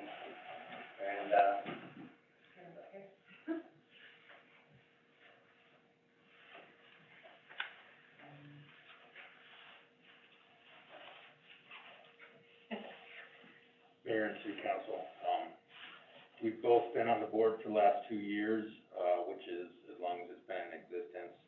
And, working with people on the board for me has been a pleasure, working with our police department, Damon Fish, Diane, and multiple volunteers, really has been a pleasure. The work we're doing, sometimes not so much, but I do strongly believe that it is necessary. My whole career I've spent managing natural resources, and, we manage our natural resources in Wyoming, and it drove me nuts to see them not being managed for the longest time. So I appreciate, the city council having the backbone to take this, project in this course of action on. And, I think we're making really good progress. I think we're doing a good job of it. And, you know, it's going smoothly. Well, we haven't had a lot of problems. And I think that it's something that we need to continue in order to manage what some people, it may seem like not a big deal, but obviously from the, passion that you hear from both sides of the issue, people in Rollins think it is a big deal. So I appreciate, the council, taking this on and, allowing me to work on the board. Honorable Mayor and, council members, I appreciate the fact that 2 years ago you guys were willing to, or that the council was able to take on a very controversial, topic, and we are still looking at our data and trying to be data-driven. I feel that we have a very successful procedure that's going, proven by the fact when I've asked in the street sometimes of, well, when are you guys gonna start? Babe, we're already done. And nobody knew. And so we have it very streamlined. We have a core group of volunteers, that are very, very helpful, very knowledgeable, and very helpful in what we do. The police officers that we've been working with have been awesome. We have a procedure that works well. we're hoping that it is, we're not hiding anything, but hoping that we're very discreet in what we're doing and in the continuing of this management, and I believe it's something that we should continue, and I would like to continue the work that we are doing. I don't think we're done yet. Thank you. I can tell you, I certainly appreciate you guys stepping up. It's one of the boards that people will throw rocks at you or hug you for, and it's a very necessary thing, and I really like the work you're doing, so thank you. And, Councilman Weisenberg? Yeah, I'd like to make a motion to reappoint Christopher Otto to the Urban Deer Advisory Group for the term ending in 1/1/20. Not, it says 20. It should state 2023. Yeah, 2023. Do I hear? I'll second. Okay, Councilman Martinez seconds that. Any further discussion? I'd like to just say, thank you for the work you guys have done. As Councilman Martinez would say, it's a 50-50, you know, and it's a hard job to do, and, you know, knowing both of you very well, I wanna say thank you for everything. Any further discussion? Please open online voting.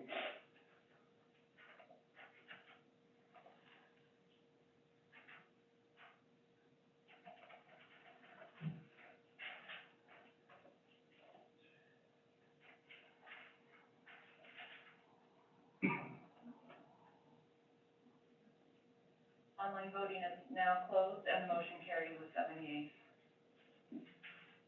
Thank you. Vice Mayor Wells? I'll get it right. I would like to make a motion to reappoint Diana Espy to the Urban Deer Advisory Group for a term ending in 1/1/2023. Second. Burke seconded it. Any further discussion? Please open I just want to throw out a quick thank you as well. I know that has been a heck of a board, and you guys have done awesome with how you that handled, so thank you. Thank you. I concur.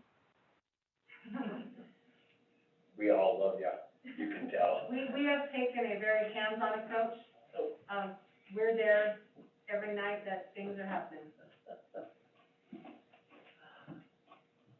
Much appreciated. The whole committee is there, and the whole board is there every night that things are happening. Good.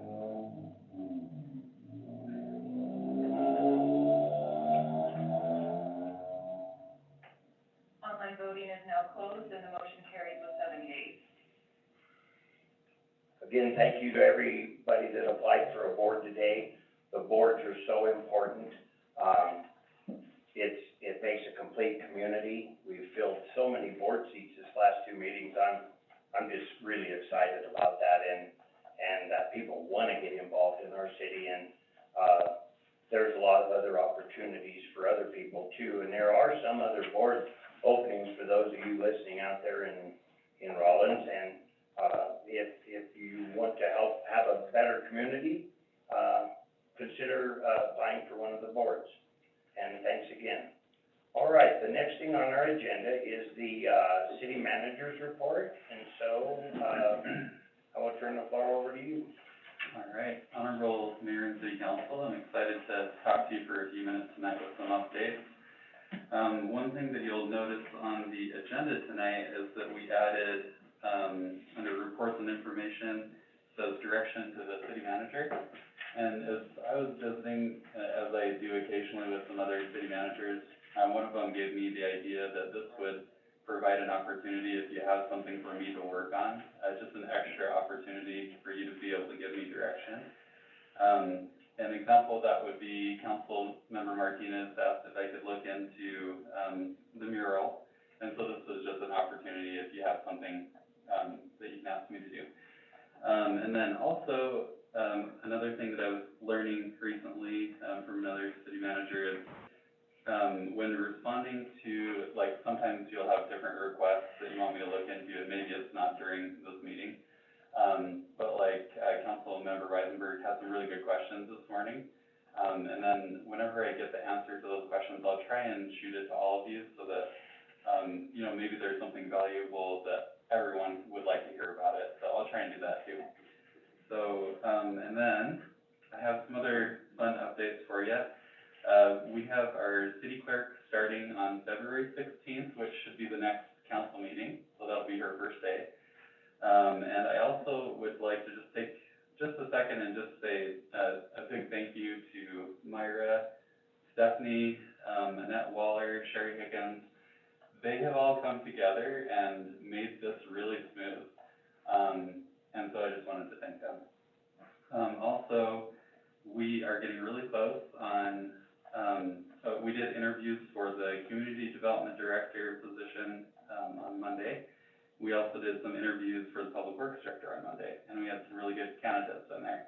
So we're getting really close on that. And then we are also doing some second interviews for the Parks and Rec Director position on Friday. So those are some key positions. I thought I'd just mention that we're getting close, and I'm really excited that we're getting close to getting those in place. And then I would also like to, just as I'm thanking those that have been helping with the city clerk, Danielle Gross has really carried a lot of weight, with not having Public Works Director here. And I just want to thank her for all of that work, and her staff for just making this as smooth as possible. So, and then also with Parks and Rec, I had a meeting with them just to say, see what we needed to do as Dan Micah was leaving, and they're just like, we got it. And so I was super impressed that they are just prepared. Patty Hayes knows so much that the transition is going to be really smooth there, and I just wanted to thank them as well for being prepared and making that smooth. So, and then lastly, you have before you, we had for community members listening to this and our employees, we had our strategic planning retreat on Friday and Saturday, which was held at the Hampton Inn here in Rollins. We had a facilitator who's been a city manager for 15 years and did an excellent job in the facilitation of this strategic plan, and of the retreat. And I just wanted to take a second more, I know the mayor and council knows how I feel, like how important the strategic planning actually is. But for our community members, I want them to just be able to hear like how cool this is. And just as some big highlights, we were able to talk about the vision of the city, our mission. We talked about strategic directives, strategic initiatives, and our measurements of success. And just as a highlight, some of the strategic directives that we were able to identify as a collective group was to focus on our employees, because without our employees, we can't support the city, so we need to focus on them. Community beautification was a strategic directive. Our infrastructure, community trust and engagement, and then community and economic development were the areas that, as we looked at the citizen satisfaction survey, we listened to what they have to say. It was also super interesting, as staff and council together, it seemed like we were super aligned with what really the community needs, and I thought that was really cool. I thought it was awesome. And so I also want to make a point too that I think this is really important that we did this strategic plan, but even more important is that we implement the plan. And one thing that we're going to do, and citizens will be able to see this and see our progress, is we're going to build this strategic plan. As soon as I guess I should back up and say, we're going to bring this officially as a resolution at the next council meeting. But we'll build it into board docs where we'll be able to, anytime that we're making progress on one of these goals or strategic initiatives, we'll be able to highlight that and say, hey, community, we have a focus, we know where we're going, and we're making progress towards that, and holding ourselves accountable is going to be fun. I can't even say how excited I have been looking forward to this, to be able to measure our progress and be going in a specific direction. I just am super, super happy about it. And I think for residents listening to this, I think there's reason to be excited too. I think this is the moment we've kind of been waiting for, is collectively, we know where we're going, and now we're gonna build a plan to support it and make progress for our city. So that's why I wanted to take a minute and just talk about it, because I'm just very, very happy about it. And I wondered if anyone from the council, mayor council, would like to just say any thoughts that you had about the strategic planning retreat as well.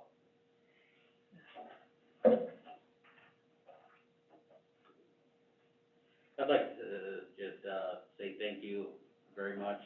It was very helpful, as a new council member coming in and knowing that we have a direction, you know, knowing that what the direction is, how it will be implemented, in the future, and, you know, just to make sure that, we're able to involve the community as a whole in this whole plan going forward is, it's an eye-opener for a lot of people, and I hope that they take advantage of that also. So, thank you very much. I would like to say a few words. I've been involved in a few of these type of plans before. I've never been as excited about them as I am about this one, because it was done right. It was done with, the survey. We reacted to what the citizens wanted. We listened to, you know, the staff and the council work together. This is a plan that's gonna work, and I have all the faith in the world that we're gonna go forward with it. And if we get even 20% of this stuff done, we will live in a completely different city. And thank you for doing this. I got drugged there by my ear. No, not really. It wasn't something I looked forward to, but I left with a completely different attitude, and I'm very excited about what this can bring to us. So thank you, and thanks to all the staff that spent their Friday and Saturday doing this work. It was pretty amazing. I left there with a headache with all these ideas that were brought up that, you know, we're gonna end up with a better city, so thank you. Anybody else have anything to say? Councilman Martinez? Mr. Mayor, members of the county safety manager, I think the planning meeting was excellent. I've been through a number of them. I think I learned a lot. I was happy to see the staff active as they were, and, got an opportunity to see more or less how they think about different things, and so that was very important to me. Again, thank you. Councilman? I'd like to thank Sean. You know, I thought the whole presentation by Matt Dixon, was excellent. The whole strategic planning went really well. Probably my favorite was the experience with the city employees and the council, how energetic and positive everybody was. And I feel like, you know, I've only been here for a couple months doing this now, and I feel like the citizens of Rollins were really represented by everybody there, and I think they're gonna be very pleased with, the next couple of years with what they see coming, so.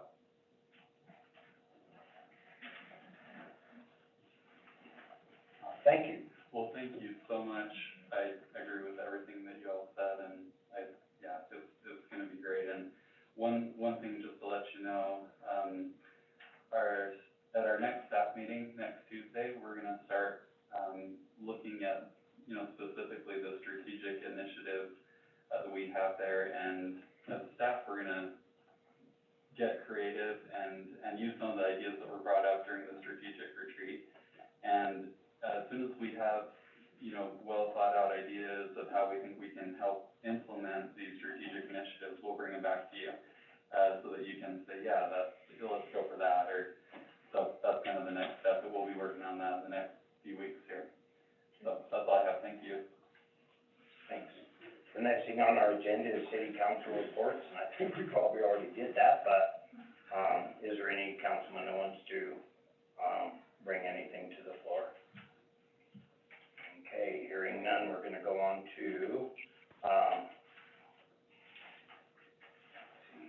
unfinished business, which is the third and final, reading to the, Rollins Municipal Code. Title 19.38 Historical Overlay District. Martinez. Mr. Mayor, I make a motion that we approve third reading and final reading, and waive the reading of the ordinance amending Rawlins Municipal Code 19.38 Historic Overlay District. I'll second.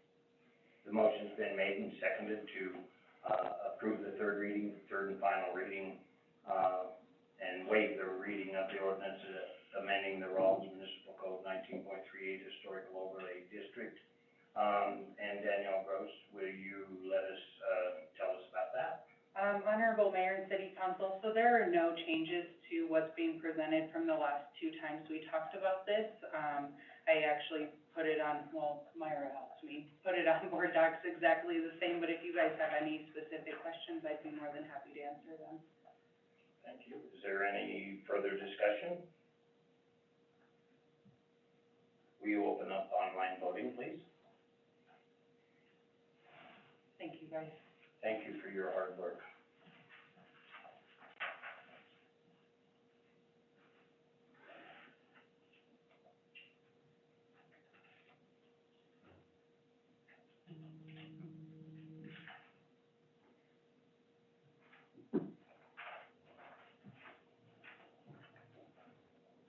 Online voting is now closed, and the motion carries with 78.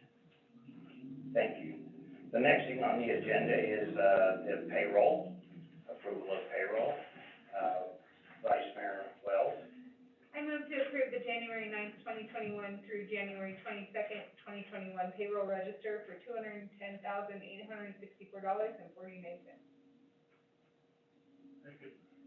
There's been a motion made and seconded to approve the payroll of January 9th, 2021 through January 22nd, 2021 payroll register for $210,864.49. Is there any discussion? Hearing none, will you please open online voting?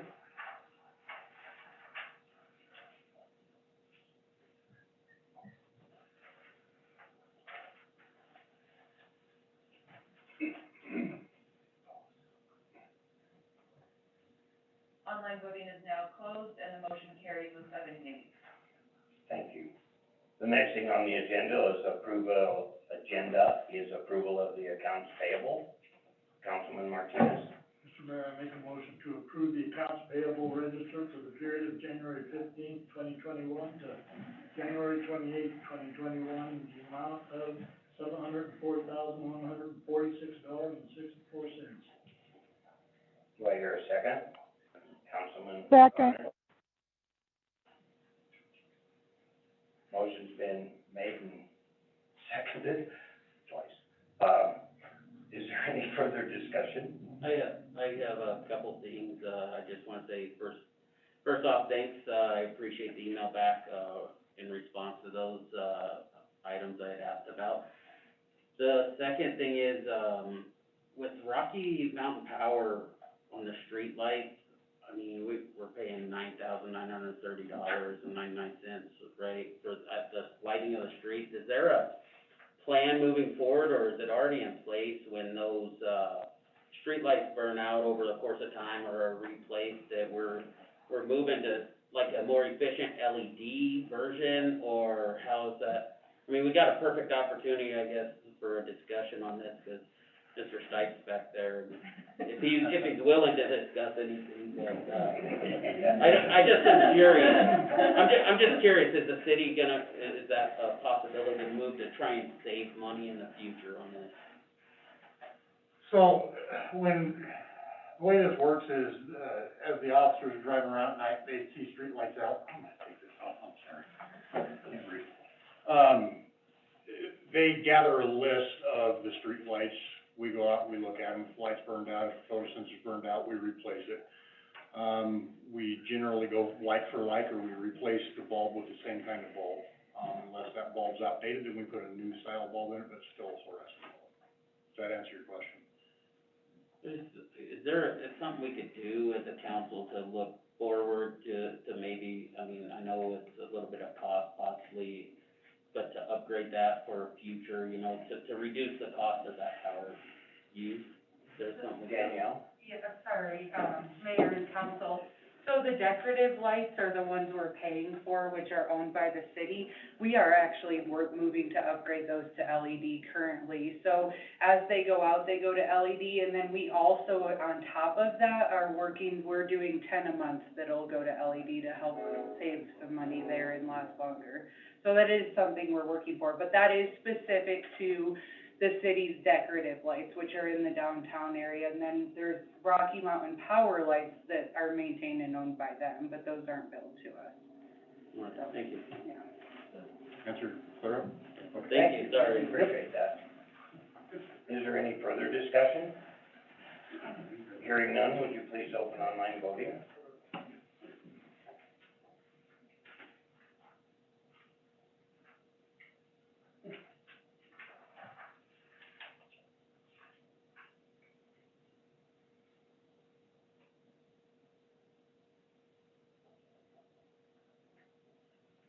Online voting is now closed and the motion carries with 7 yeas. Thank you. The next thing on the agenda is the, residential infill final plat for the, I'm sorry, I butchered that name, I apologize, subdivision, Danielle? Do we need a motion for? Oh, I'm sorry, is there a motion to approve? Councilman Martinez? Mr. Mayor, for the purpose of discussion, I would move to deny the PZ 2008-01 residential infill final plat of the Postal Way subdivision pursuant to it being a direct violation of Rollins Municipal Code Title 18.18.020B. Is there a second? I'll second. The motion been made and seconded to, move to deny PC 20-08-01 residential infill final plat of the Postal Way subdivision pursuant to it being in direct violation of the Rollins Municipal Code Title 18-.18.020B. Danielle? Honorable Mayor and City Council, this application has gone through the Planning Commission as well as the Board of Adjustments for a variance on substandard lot size. However, upon additional review, we did find that it is in violation of Rollins Municipal Code as stated, which, that section of the code specifically says that, the property located in a residential zone does not contain any non-conforming commercial uses, which this property does. So that requirement would have kicked them out of being eligible to apply for a residential infill application, therefore splitting this lot. We have put some things internally in place to help prevent this in the future from happening, so that we can work through that and have some better processes and procedures. But unfortunately, we are due to that recommending that it be denied. And if you guys have questions, I will try to answer them. Councilman Weisenberg? I have, several questions about this. When I looked at the area where this is at, I did the overlay map, right? And, I just took everything off except for the zoning, and that shows, like, the city shows no commercial zoning there, shows residential multi-housing zoning, a strip below that, right, on that street, like it divides, that street divides it, so is there, is this explained through, like, some kind of grandfathering that went on to have the other businesses involved in that from, prior, you know, where they're at, like, I guess prime example is, there's a multi-housing zone there, right?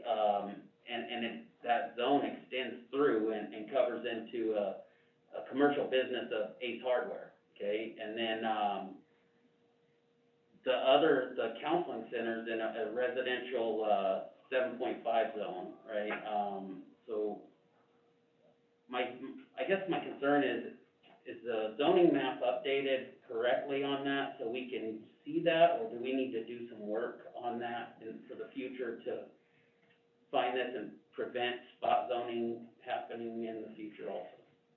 So, that zone has actually been like, the map online is the most up-to-date current map for zoning. So that's kind of the first part. That zoning has actually been established and been that way, for a long time. I did pull, some previous zoning maps that we have stored in the basement here at City Hall. Do you remember, Tamara, what the year on that oldest one I found was? I think 1970, That's what I was thinking. it was when it was drawn, it was signed like in 72, 79. right? I know Patty Hayes thought zoning maybe didn't even start till like 1970. Okay. So the oldest map I was able to find in the 70s at some point at City Hall, which is the oldest zoning map I could find, it had that listed as residential zone through there too. It was different. I think it was RD 3000, if I remember correctly, which we don't have now. We have the R 7.5. I don't know if that is comparable in density or what that looks like back then, but it was residential. So it appears to have been that way for quite some time. I don't know if that answers your question, but that's, I guess, what I know about it. So if we deny this,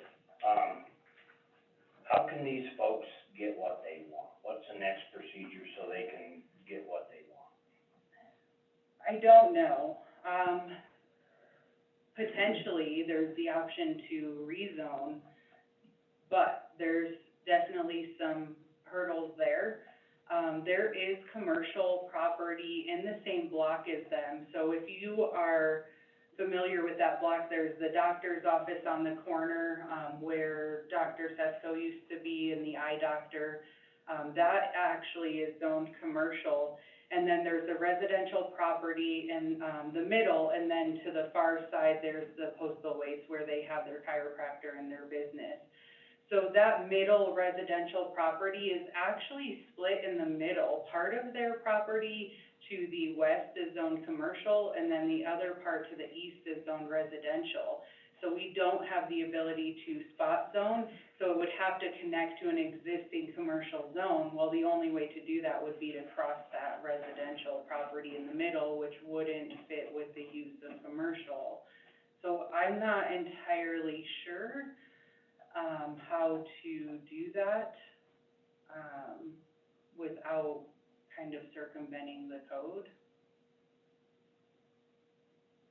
No, I know that's not helpful, but. Not a bit. No, I also, like, I know where you're talking, where it's spot zoned, right? It's the, there's a church and then, the doctor's office, the old doctor's office. And Right. I mean, when I look at that map, the residence that's in between built a huge shop, right, in the past, right? And it looks as that map where it's zoned is actually zoned halfway through its property into commercial. It is, yes, So- that's what I was trying to, the west side of his property is commercial, the east side is residential.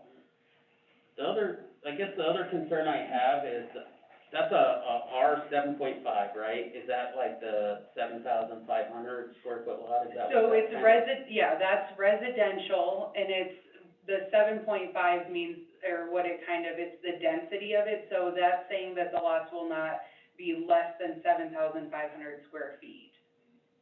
So with that property being split would never conform, right, is what it's about? Correct. It would create substandard lots, and the applicant did go to the Board of Adjustments to request and received an approved variance for those substandard lots, but yes, it would not meet the minimum lot density there. I guess, one more thing, sorry, if this was to go through and they were allowed to subdivide that lot, right? Is the minimum setbacks gonna be met for properties, like, is the property gonna meet the minimum setback of, the 10 foot on the side to any, and all that on both properties? So, that residential property currently sits on the alley, so if it were split, staff looked at the new lot line, and it would meet required setbacks for that new adjusted lot line. But it would not on the others which are existing currently. All right, thank you. I wish there was a more clear path forward. I can definitely, look into it more and rack my brain and try to see if we can come up with something, but, unfortunately, that's kind of where we're at. Now, if we deny this tonight, how long would it take these folks to work, if you do come up with a solution, then what would be the path forward? If in fact you could figure out how to do this? I would have to find out if there's even anything we could do before I could determine a timeframe. Thank you. Any further discussion? I'm curious about, like, is there like a grandfather rule or something like, anything like that? I know it's hard to say that, but is there anything in place with those properties being pre-existing? There is a non-conforming clause in Title 19, but that date is May 15th of 1989.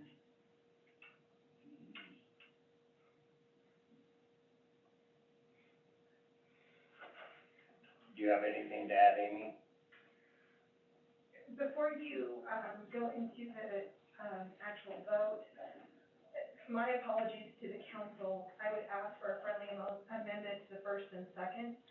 Your motion should be positive in nature, and then if you choose to strike it down, you vote against it. But, and I understand the motion was denied, but if we could have you have a positive motion to approve, and then if you do not support approving it, then you would vote against it. In regards to the residential infill, your, honorable mayor and council, as you're aware, this was something that was crafted very recently. Prior to this, the individuals would go through the full subdivision, replat, process. In this instance, this was established April 16th of 2019. So it's a relatively new ordinance. It was approved by or drafted by the planning commission, sent to the city council for approval and adopted.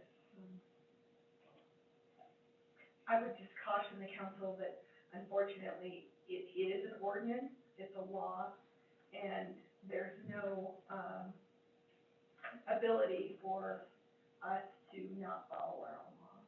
Okay. Councilman Martinez? Mr. Mayor, I would withdraw my second to my motion.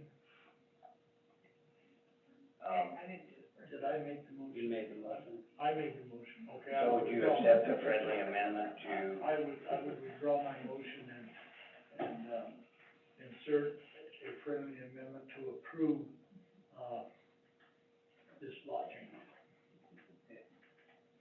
Vice Mayor Wells, you seconded, do you accept that friendly amendment? I seconded. Oh, I'm sorry. I seconded, I accept that. Okay. So then the motion is to approve the PZ 20-08 Yes. 01 residential, infill final plat. Any further discussion? Would you open online voting, please? Thank you, guys. Thank you, Danielle.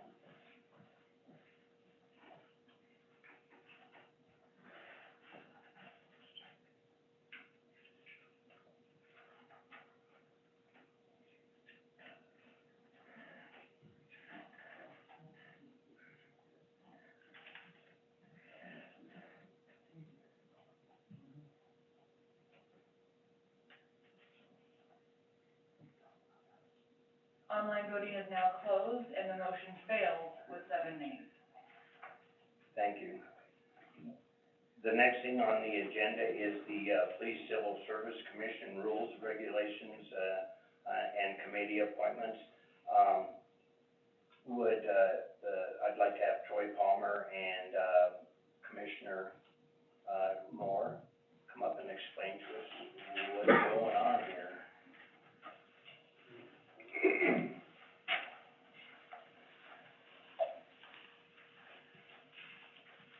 Mr. Mayor, Madam Vice Mayor, Honorable Council, ladies and gentlemen, we're here this evening to renew an effort that we came, before this body a few years ago to revise the Civil Service Commission's, rules. In that notion, we asked for your appointment of 3 individuals. At that point in time, it was Lieutenant Hooper, Sergeant Chris Craig, and the city attorney, Amy Bach. Through that iteration, we improved some sections in regard to promotion, and then later on, as the same body approved a pay scale addition to the civil service rules. But now, since the council has changed and we have more work to do, we are here to ask for more appointments, for more of the same. This time, what has changed, I forget the name. Daigle. We have been in contact with a policy expert in terms of policing, that would give us some broad stroke assistance from other departments. That's all they do.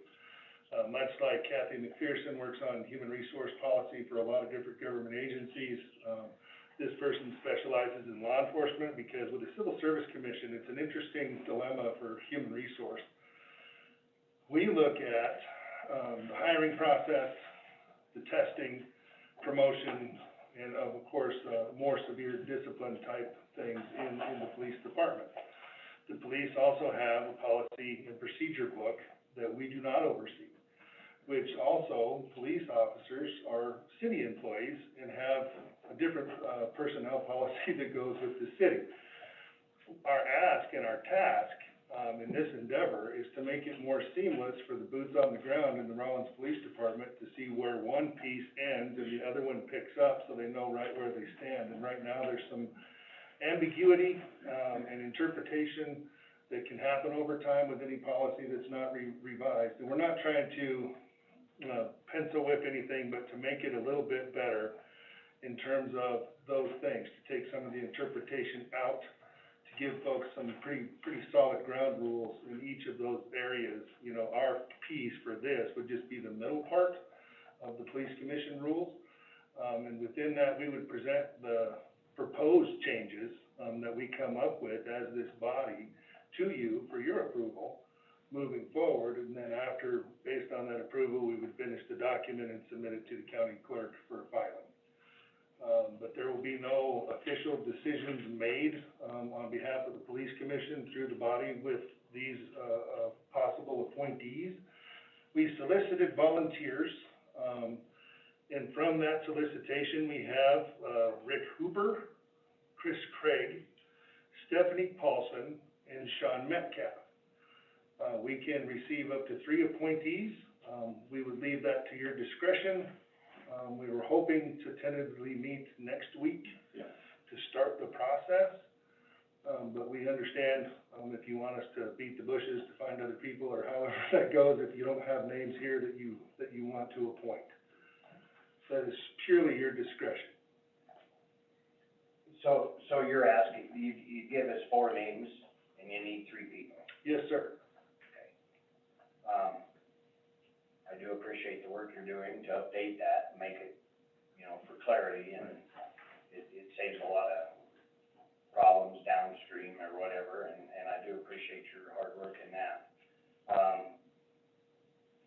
Is there any other discussion, Sean?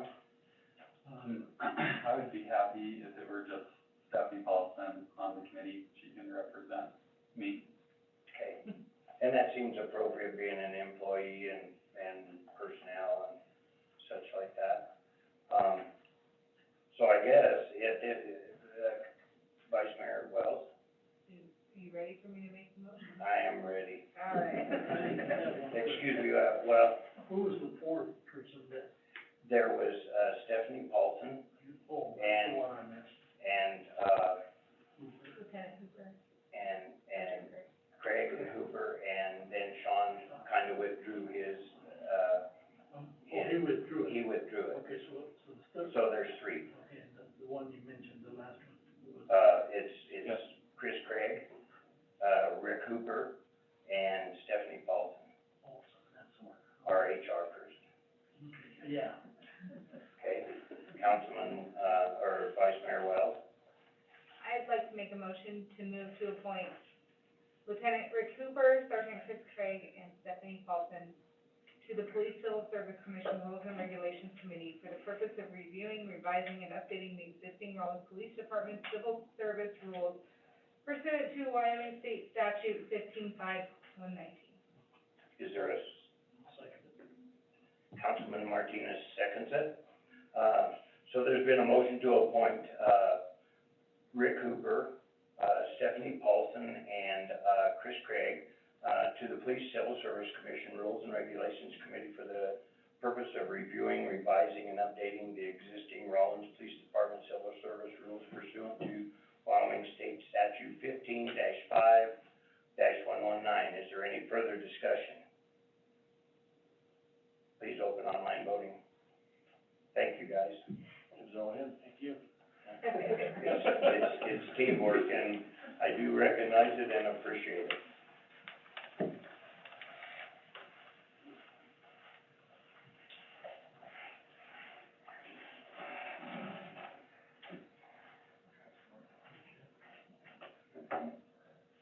Online voting is now closed, and the motion carries with 7 yeas. Thank you. The next thing on our agenda is the, Antolik, mural proposal. I would entertain a motion for purpose of discussion, if nothing else. So moved. Councilman Martinez makes the motion. Is there a second? Second. Councilman Weisenberg, seconds that. Any discussion? Myra, would you present for us? Is it okay if I stay here, Mr. Mayor? Yes, ma'am. Okay. Just to give you guys the history, Mr. Angelik did paint the outdoor version of this mural. It's on the old 307 Plaza Gizmos building. And that was done in 1987 with funding from the city and the Arts Council. And there was a gentleman's agreement at that time, it was not in a contract, that just if he ever did want to sell the inside version, which is about 7 feet by 4 feet, that he would approach the city first, because it was made with us in mind and about our community. I did speak to him on the phone today, and he also did say he was willing to let us borrow it short term or perhaps lease it. He's not dead set just on the one purchase, the one-time purchase. I think he just thought of that on the phone with me, so we didn't have a lot of details. Okay, Councilman Martinez? Okay, he said on the borrowing part, I missed that. He just stated that if the council was interested in further discussions, for example, borrowing it, like on a lease for a year, he was just shooting off the fly about, I think he's very passionate about this beautiful piece of art and wanted us to. Well, I'm kind of passionate about it too, but I don't know about the price. Yes. Like I mentioned before, we've had a local artist that I thought put together a mural that I thought was as nice or equal to, and I'd like to see what he's gonna charge us for putting that one back together before we make a decision to pay $16,000 for this particular mural. So I like it where it's at, and I've seen a lot of people stop and photograph it and things, and I know that they have it in a postcard, and it's helped our area a lot. That's my thought, that's my personal opinion. Councilman Weisenberg? Yeah, artwork's a huge deal, right, to look at, and, we already own the mural, you know, right now, is what I'm understanding. We own that mural, he's offering a first right of refusal, but it sounds like he wants to offer other things, to lease it, or to just borrow on a short-term thing. I guess the problem I have is artwork is like an investment to me, you know, and the city's really, in my opinion, the city's not into an investment. I think if we were to look at this, we should maybe have a professional appraisal, you know, or if he could, supply us with that. Just to know that also, you know, I mean, just my standpoint, I don't believe we should spend $16,000 on a mural. Mayor? Yes, ma'am. Councilman Smith? Yes, thank you. I would like to offer a suggestion. The Downtown Development, Main Street program has the Art Design Committee. And I sat on that, and what we look at is, trying to bring art around the community. And this sets down in the DDA, authority, lines or the boundaries. And I'm wondering if we shouldn't just refer this to DDA and let them look at all the proposals. There's some funding here and there that we can pick up to buy art. But because this art was funded by the Arts Council, that's on the side of the building, he was paid for that already. But I would like us to look at it more extensively. And so with that, I would like to make that suggestion to the council. Okay, thank you. Myra? Honorable Mayor and Council, I did speak to Pam about this issue, and she did say that she'd talked to some people, I don't know who exactly, but as this is indoor art, at this time she stated that DDA was not actively pursuing this as it's indoor art and not an outdoor mural. Any further discussion from anybody? I would just like to say I don't think this is a good idea. I think we should, it's nice that he, as a gentleman's agreement, give us this right of refusal, but I think we should refuse it and let him sell it to somebody else. Get out of his way, and I don't see our community spending that much money on that since we have the original. And so therefore, I got one more question I'd like to ask Linda. I like Linda's proposal, but you're saying that the DDA is not interested in getting involved with that? I'm not. No, I'm, Councilman Martinez, I am making the suggestion that this be referred to the DDA to look at all of the alternatives and what he's proposing. Also, if it's an inside piece, yes, but it started in the downtown area as part of the murals. I think it would be a good thing to have them look into this and make some recommendations to the council on it. That way they can explore all of the alternatives that might be out there for you. If you would make that in the form of an amendment, I would second it, Linda. I think that that's a good idea that we hold off on it. Right now, I'm with, I concur with what the mayor said. I really don't feel I want to spend that kind of money, but if we can find a way to keep it, more power to us. so I would amend the motion to refer this proposal to the Downtown Development Main Street Program for review. Second.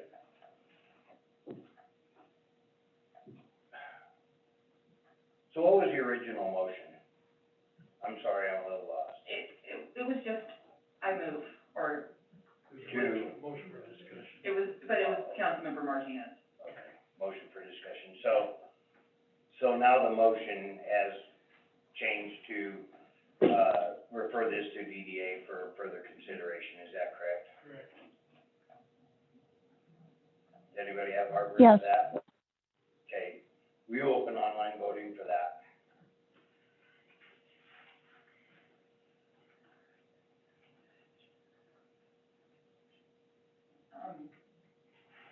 And did the original first and second both agreed prior to the friendly?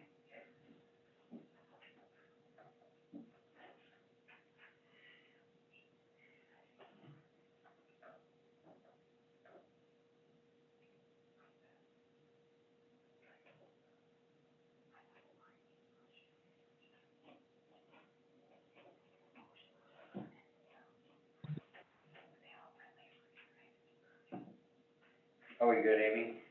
My concern, Honorable Mayor, is that the original motion was made by, I believe, Councilman Martinez.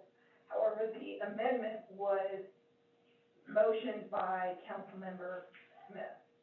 We would need the motion to be referenced back to DeVary and seconded by whoever provided the second motion. that I made was to, for the purpose of discussion, so we could talk about it. That's what they needed. We needed a motion so that we could discuss it. Sure, but there is a motion on the floor, and in order to amend it, the first and the second have to amend So it. you're asking me to withdraw my main motion. No, she's asking you to accept a friendly amendment. I would. Who seconded it? Councilmember, And do you accept that? Yes. Okay. Attorney Bach, so I would show the original people, I would absolutely think, yeah. Are we good now, Amy? Thank you. It's kind of messy there, I agree, but we got there. Online voting is now closed, and the motion carries with 6 yeas and Councilmember Gardner voting nay. Okay, so the next thing on our agenda is, an executive session. Vice Mayor Wells. I move to go into executive session at 9:08 PM, per Wyoming statute 16-405 to consider the appointment, employment, right to practice, or dismissal of a public officer, professional person, or employee, or to hear complaints or charges brought against an employee, professional person, or officer, unless the employee, professional person, or officer requests a public hearing. The governing body may exclude from any public or private hearing during the examination of a witness any or all witnesses in the matter being investigated. Following the hearing of executive session, the governing body may deliberate on its decision in executive session. And I don't know what number that is, to consider or receive any information classified as confidential by law. Is there a second? Second. Motion's been made and seconded to go into executive session for, the reasons read. All in favor, say aye. Or no, what am I doing here? Open online voting. You can do that. I'm having flashbacks. It's all different. You reverted.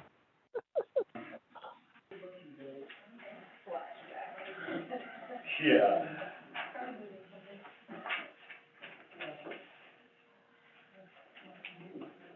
Online voting is closed, and the motion carries with 7 yeas. Amy, would someone call me then from executive session?